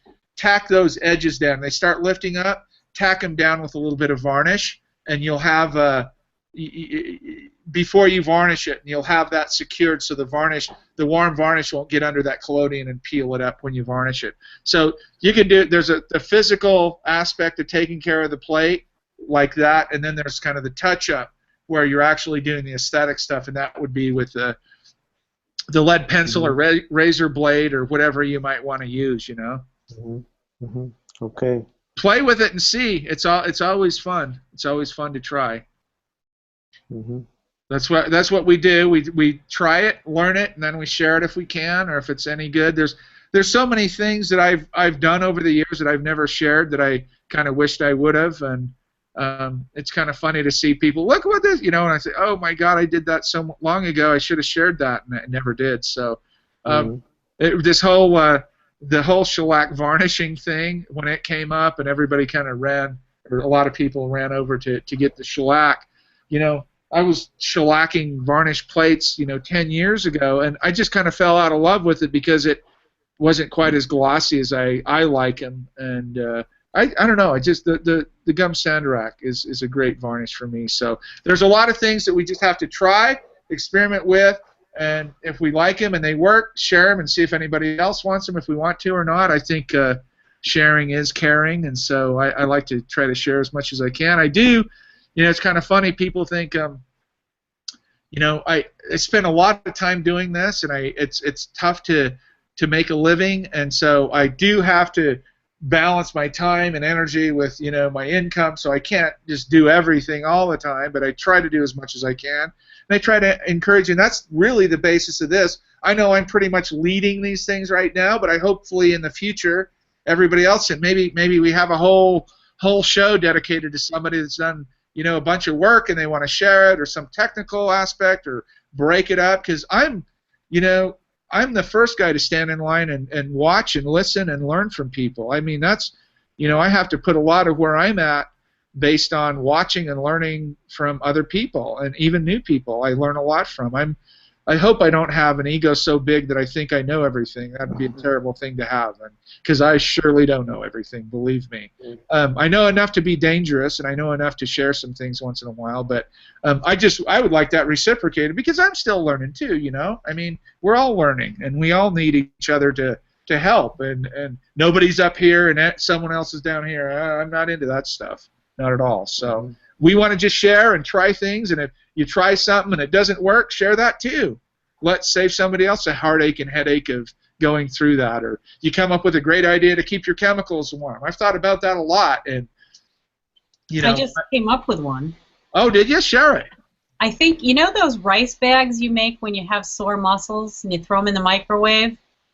Yeah, I'm seeing me get the sewing machine out and making some of those. Awesome. That would be awesome. That's actually a really good way to do it, because if it's in a cooler, as you talked about, that's going to keep everything warm. And I think the plate being warm too is really important. Totally, it is. It is, because when you have, and I store my plates in the cooler, and I apologize if I didn't mention that, because when you have a really cold surface and you have something, quote, warm, let's say 60 degrees Fahrenheit, 10 to 12 degrees Celsius, and you have something warm like that hitting it, you're going to form condensation and all kinds of, you're going to have all kinds of other chemical reactions and physical things happen that because of those temperature difference. So definitely keep your plates relatively the same temperature as well too. And your water.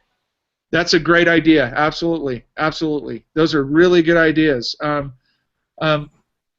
I guess my solution was to spend a bunch more money, so I went out and bought a $6,000 darkroom trailer to keep my stuff warm. So I'm a wimp. I shouldn't have done that. I should have been more creative. I would do it if I had $6,000. It's not wimpy. It's productive. And you know, I just sold my trailer 2 days ago to Matt Alberts, so he has it now. So I don't even have that anymore. I do have access to it. The caveat of me selling it was I'm not quite finished with my Ghost Dance project. So he's here in Denver, so it's not a big deal. So I'm just going to go hitch up. I think I told you, and Matt should have been in here. I don't know where he's at, but Matt just got a big gig with Cadillac. Oh, really? Yeah, he just got a multiple hundred thousands of dollar contract doing collodion with Cadillac. So yeah, it's a big thing. I think it was $360,000 gig. Wow, I wonder if he needs an assistant. Yeah. He didn't ask me because he knows I'm too busy. But here's the thing: he bought my trailer. I have upstairs 8 liters of collodion and 6 liters of ether for him, which is 16 liters of working collodion. So he got a bunch of chemistry. Bought my trailer, and what he's going to do is he's going up, I believe, and don't quote me on this because I can't remember the names in the contract detail. I didn't pay that much attention, but he's going to Vail or one of these Aspen, Vail and Aspen, I think, here, not too far away from here, and he's doing this whole lifestyle thing for Cadillac, and all the images are going to be in collodion, so there's going to be like snowboarders. And it's interesting you asked that, Terry, because he got the trailer for the exact same reason, because it's definitely cold in Vail, Colorado right now. So he's going up and doing these kind of, quote, lifestyle action shots of like snowboarders and skiers. And then in the summertime, he's doing like skateboarders and, water ski stuff. I don't know, all these lifestyle events. So Cadillac is trying to rebrand themselves to this young, hip crowd. Of course, usually it's the baby boomers, in their 60s, 50s, 60s buying these Cadillacs and things. Now they're saying, hey, wait a minute. There's some money down in the 25, 35, 40-year-old range that we want to get a hold of, kind of change our whole thing. What in the world they thought what collodion would do other than grab the attention of the viewer, I'm not sure, but hey, Matt got it. He likes it. Good for him. I'm really glad there's another artist out there able to actually get work and doing it this way. Because one of the things that I've been struggling with for several years is that everybody's trying to replicate these methods using Photoshop, and you can get around it being cheap, but there is a huge quality difference. I think Cadillac mentioned that, actually, ironically enough. Yeah, I'm so glad to see somebody doing this and actually getting a job to do this. Yeah, and very, very well paid, I might add. Yes. Yeah, and nothing wrong with that, man. I'm all for that. If you can make some money doing this, God bless you. God bless you. He also has, and I'll announce this stuff as it comes along, he's also going to have a videographer with him, and they're going to do these web series. So they're going to release a little web episode every month or so. These things are becoming really popular. I'm starting to watch a few. I spend a lot of time on YouTube. I spend too much time on YouTube, probably. But there's this kind of trend going along. I don't watch much TV. I don't watch network TV at all. But there's this trend going along that people are watching these webisodes now. These little interesting niche markets, and Cadillac's building that. Matt and Mike was just. I did an interview. When did he pick up the trailer? A few days ago. He got the trailer, and then he said, "Oh, Mike wants to do a quick interview with you." I said, "What?" He said, Mike wants to do a quick interview with you for the series. So I did a little, it was beautiful. Out in front of my house, I have this beautiful scene. It's looking east toward Kansas, but you can see the Rocky Mountains over here, the Lungs Peak, the big 4,000-meter peaks up here. It's just crazy Rocky Mountains. And then you look a little further south, and there was it's just beautiful. There's this whole Rocky Mountain range. And then the sun is setting in the west, and he positioned me in this beautiful spot, and we did this little interview, and he asked me these questions about what I thought a lifer was, and talk about Matt. And so maybe I'll be on the first episode. I don't know. I don't even know. I just did it, and we'll see. Fun. Send us the links when you start seeing them. I'd love to watch them. Definitely I will, and it's going to definitely be collodion-oriented. It's going to definitely be that aesthetic of slowing down, bringing back some things, looking at things in a different way, even in the commercial aspect. And I agree with you, Terry. I think most people on an average day, you could ask me the question, is that art? And I would say, no, that's not art. Well, it's commercial art. It's not fine art. It's not his personal expression. But what he will bring to it being that he's like a lifelong skateboarder and he's from Philadelphia, but he's been in Denver 10, 12 years now. He loves the outdoors and he loves all this stuff people in Colorado do, which is really cool. I love it too. Right. But what he brings to it, I think, will make it art, and I think he's going to produce some really fantastic images in this project, and I'm looking forward to seeing him. But his way around the cold was to buy my trailer and put a heater in it. So. Good for him. Yeah, and Cadillac paid for it, so I guess that's fine. Well, Terry will be buying rice bags. There you go. Wonderful idea. Quinn would be buying rice bags at this point too. But what do you do about your hands? You know, I wear those black leather gloves, but that's the other issue is your hands are getting wet. So, you know, how do you keep them warm? Is there a special product you've seen or something that you use for gloves that keep them warm? The only thing that I can say, and I'm going to piggyback on you, which I've done, I did it this last fall actually up in Wyoming. I got hand warmers. That's the only thing I could do. I got hand warmers. I mean, and they only. I just don't want to drop anything. You know, I'm afraid of not having all of my fingers available and having a hand warmer in there and getting in the way. That's the problem. That's the problem right there. I have, to be honest with you, I've just basically suffered it out and get my hands warm when I can, and then go back at it and try to get. Usually, if it's something that I'm making a photograph of, I am so preoccupied with that usually mentally I can work past it, and not have any issues, you know, with the pain, with the like. I've literally had where I couldn't even really kind of collapse my finger. You know, my fingers are so cold. Yeah, I've been there. So it's a problem. And now next summer we're going to come in every month here and have these shows, and we're going to be talking about, oh my God, what do you do about the heat? You know, because it's that thing. Not only is it the heat and you're uncomfortable, but it's the heat and your plates are rapidly developing and fogging and veiling and having all kinds of other things associated with the heat that you don't have in the wintertime. Yeah, I'm doing spring and fall seem to be my times to be out there. And you know what, Terry? There is nothing wrong with not making photographs in the winter or the summer. Oh, yeah. Whatever, you know, there's that's time for organizing. You know what?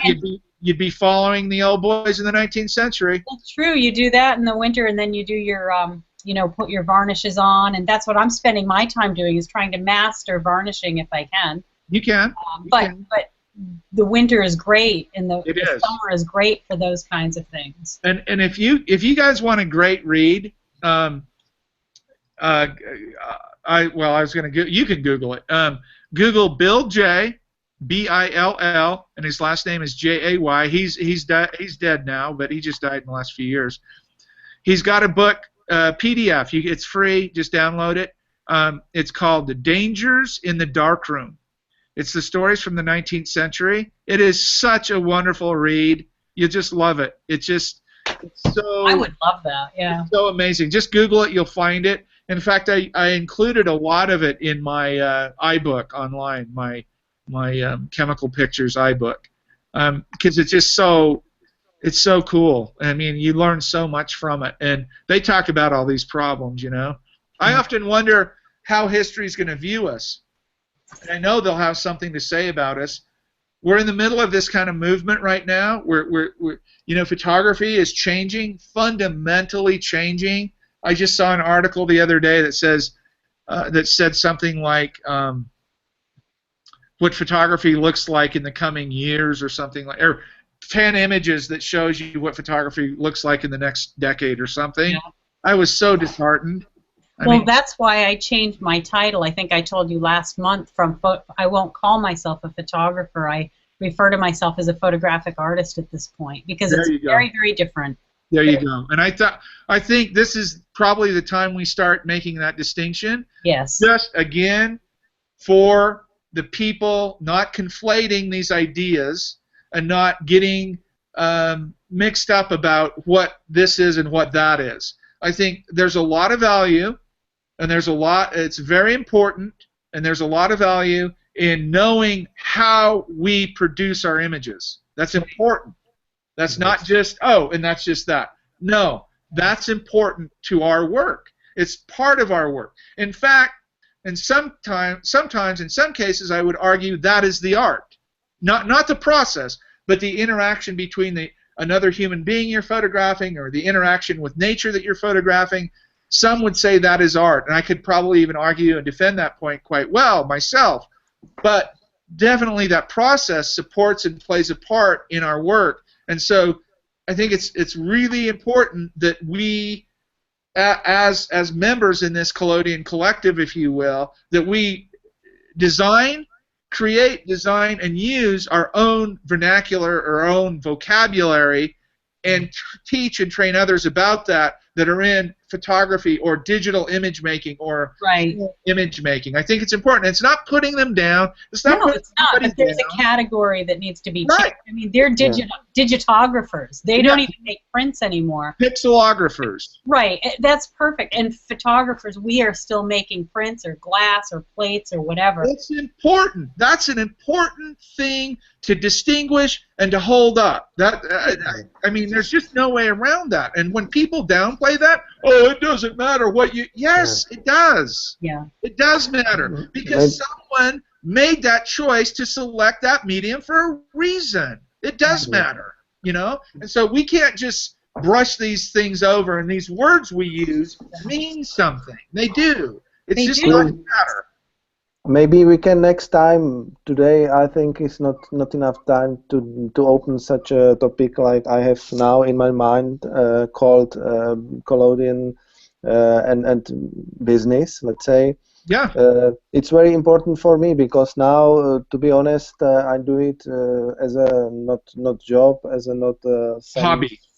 Yeah, let's call it hobby, because my main job is in IT. And I feel myself like let's call it a wet plate photographer or something like that, and I'm totally falling in love with this process and do almost only this. I love also taking pictures on film with Hasselblad and 35mm cameras. Beautiful. And I consider not to leave my job because I have some, let's say, duties for regular payment, and it's not possible to say goodbye and stay in the streets and expect that somebody will buy my plates. But to be honest, I would like to discuss a little bit this topic maybe next time, because it's very important for me to know what is your attitude to this in such a, let's say, situation like I am. If it is possible to do business, let's say not only but a little bit step by step start to do it. Because I think after 3 or 5 years I have some knowledge and I'm still learning. I read old books, maybe like you have in your sure, absolutely, you have to, yeah. And I'm totally absorbed with this information. It's for me really so exciting to hear your words and explanations, because you are so friendly and open. And honestly, it's not normal in Europe from my point of view. I didn't want to speak that all the people are closed, but some people maybe fear has some problem to share information so openly like you. That's my opinion. Yeah, maybe they are afraid about that they will know what you have learned some years or took very long time to get some level of your skills, and therefore it is for me very I cannot describe it with my words how open you are, and really I very appreciate it. Well, thank you, Jan. I appreciate the kind words, and I'm happy that you feel that way, number one, and secondly that you have great ideas, and you've added a lot to this conversation today already. And I'll say this: I lived in Europe for 5 years. I dealt with a lot of art centers. I dealt with a lot of cultural centers.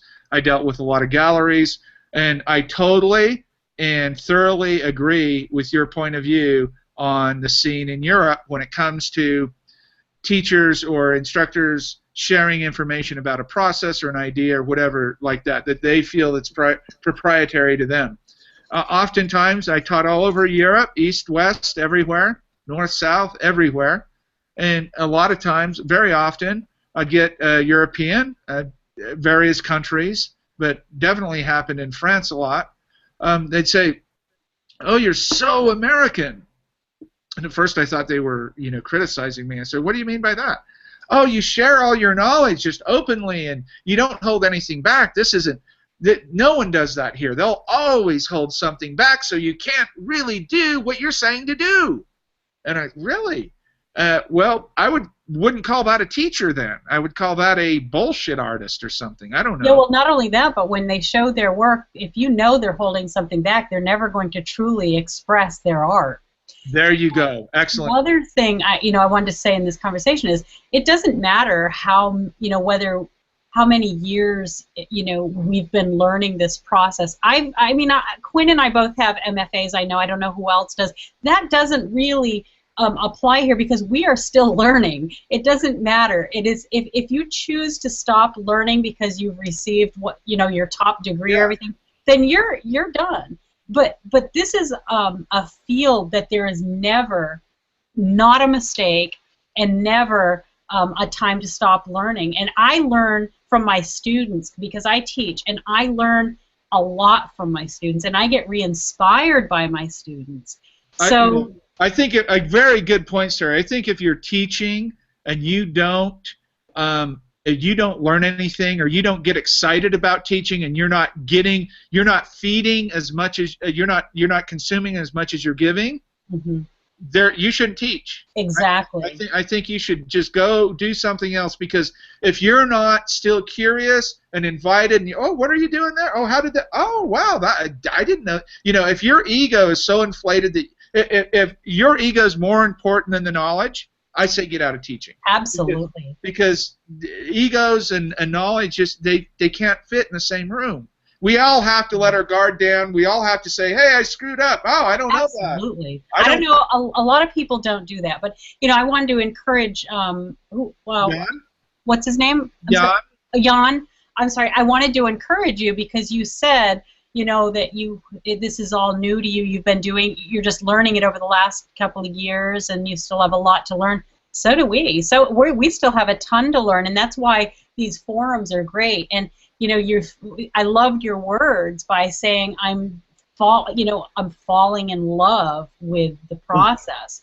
That is the heart of an artist. Yes. Period. And you said you spend your time. You have a job, you do what the rest of us do. We do our duties and pay our bills, but then in that free time, I do it, yeah.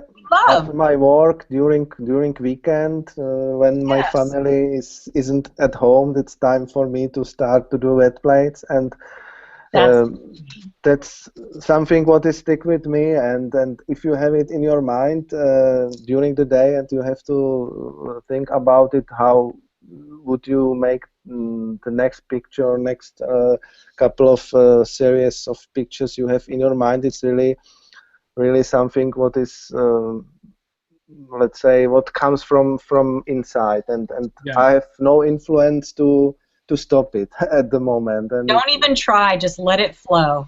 But what I have in from the, let's say, not business point of view, but it would be really great and motivated for me to start it a little bit also from the business point of view, because if you invest let's say some money and from your family budget and start to do what you like, and you see that that there are also people who can live from this job,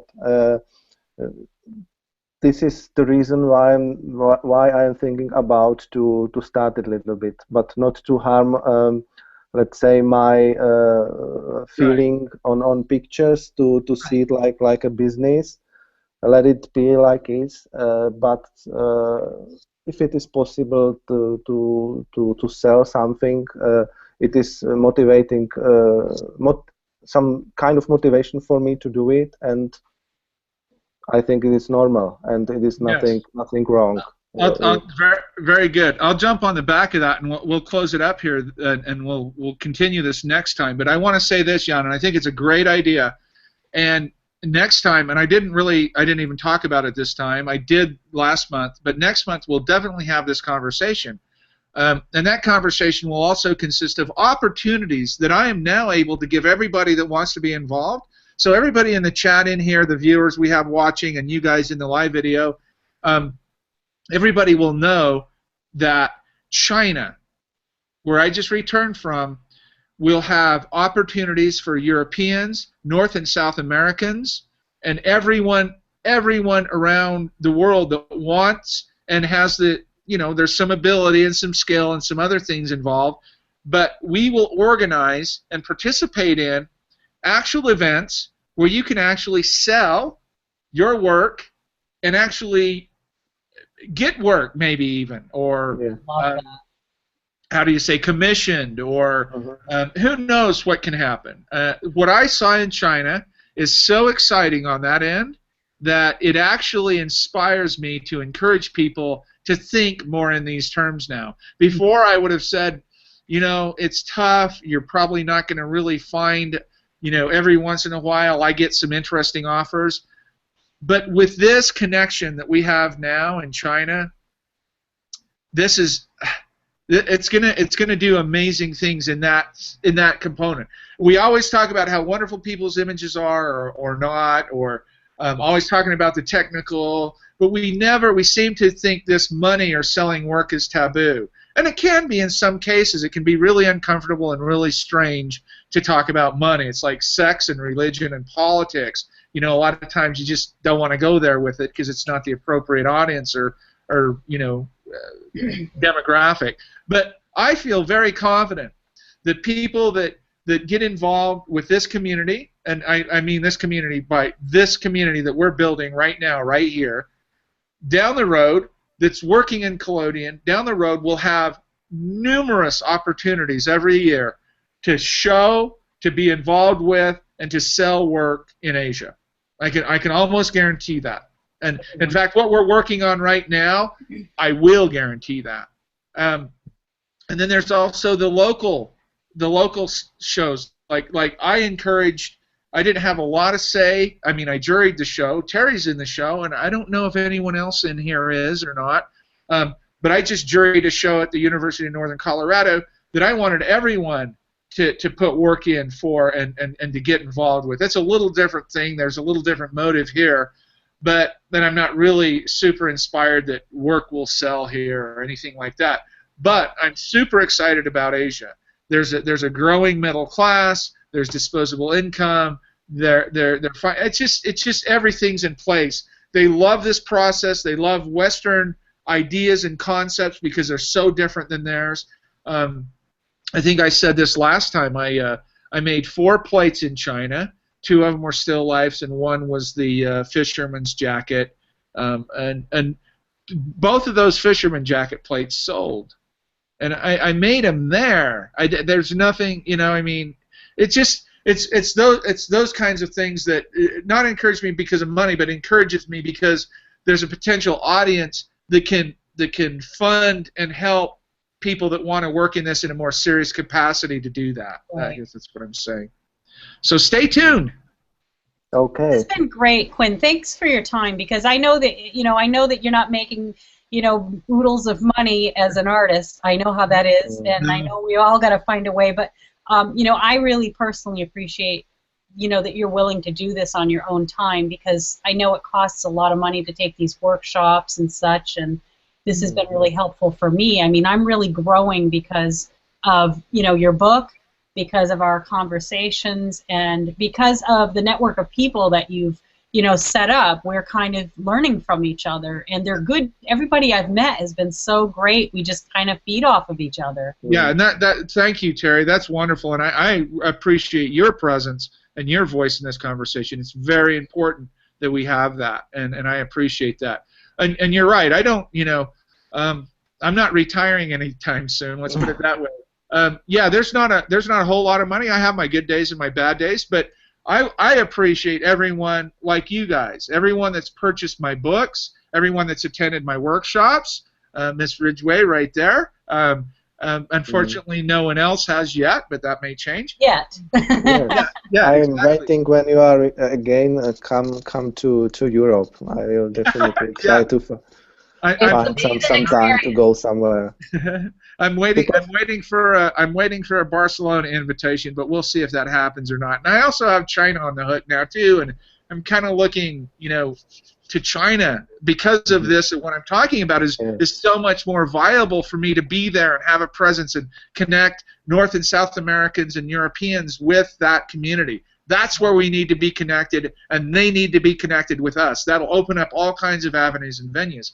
But it's because of people like you guys supporting the monetary things I do, like my books and my workshops and things like that, that I can really do.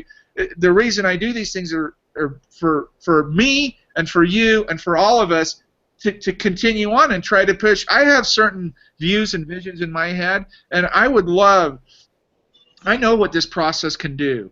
And I'm the first person to tell people, even if you take a workshop from me, I don't teach you wet collodion. I don't have that ability. I can guide you in some directions, and I can do that, but you teach yourself this process. You're the one that invests in your time and energy and effort. You teach yourself this process. This whole idea of teachers is kind of a strange concept to me, because we can advise, and people who consider themselves educators can kind of advise and enlighten to some degree, but I can't move your arms and put thoughts in your head. And you learn this process yourself. You teach yourself this process. And anyone who has learned this process is somebody who's taken oodles of time out of their schedule and committed themselves, because this isn't something like going in and processing one roll of film in a dark room, making your print and saying, look, this is what I do. I mean, we're making mistakes. We're spending money on the chemistry for those mistakes and on the supplies and things like that, because it's so important to us. And those are the people, that's the learning. And you can't teach that.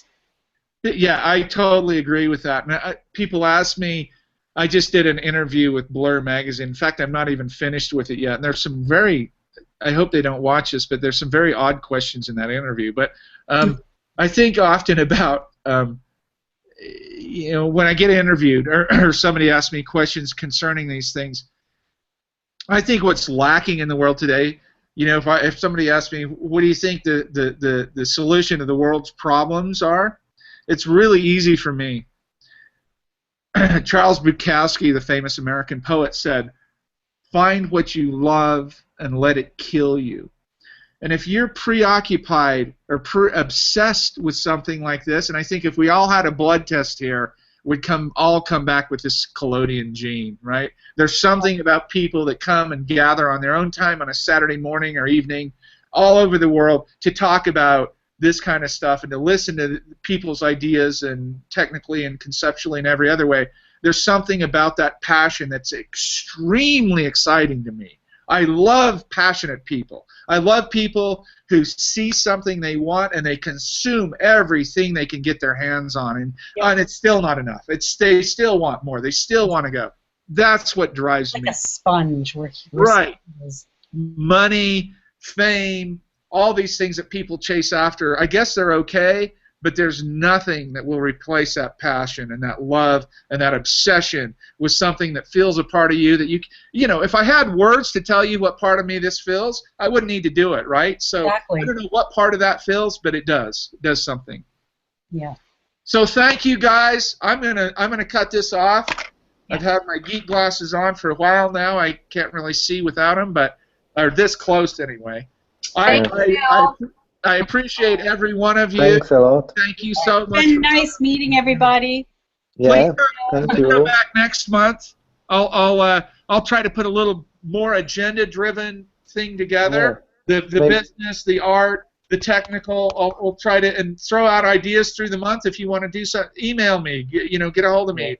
I hope you can join us again. Come in again next month.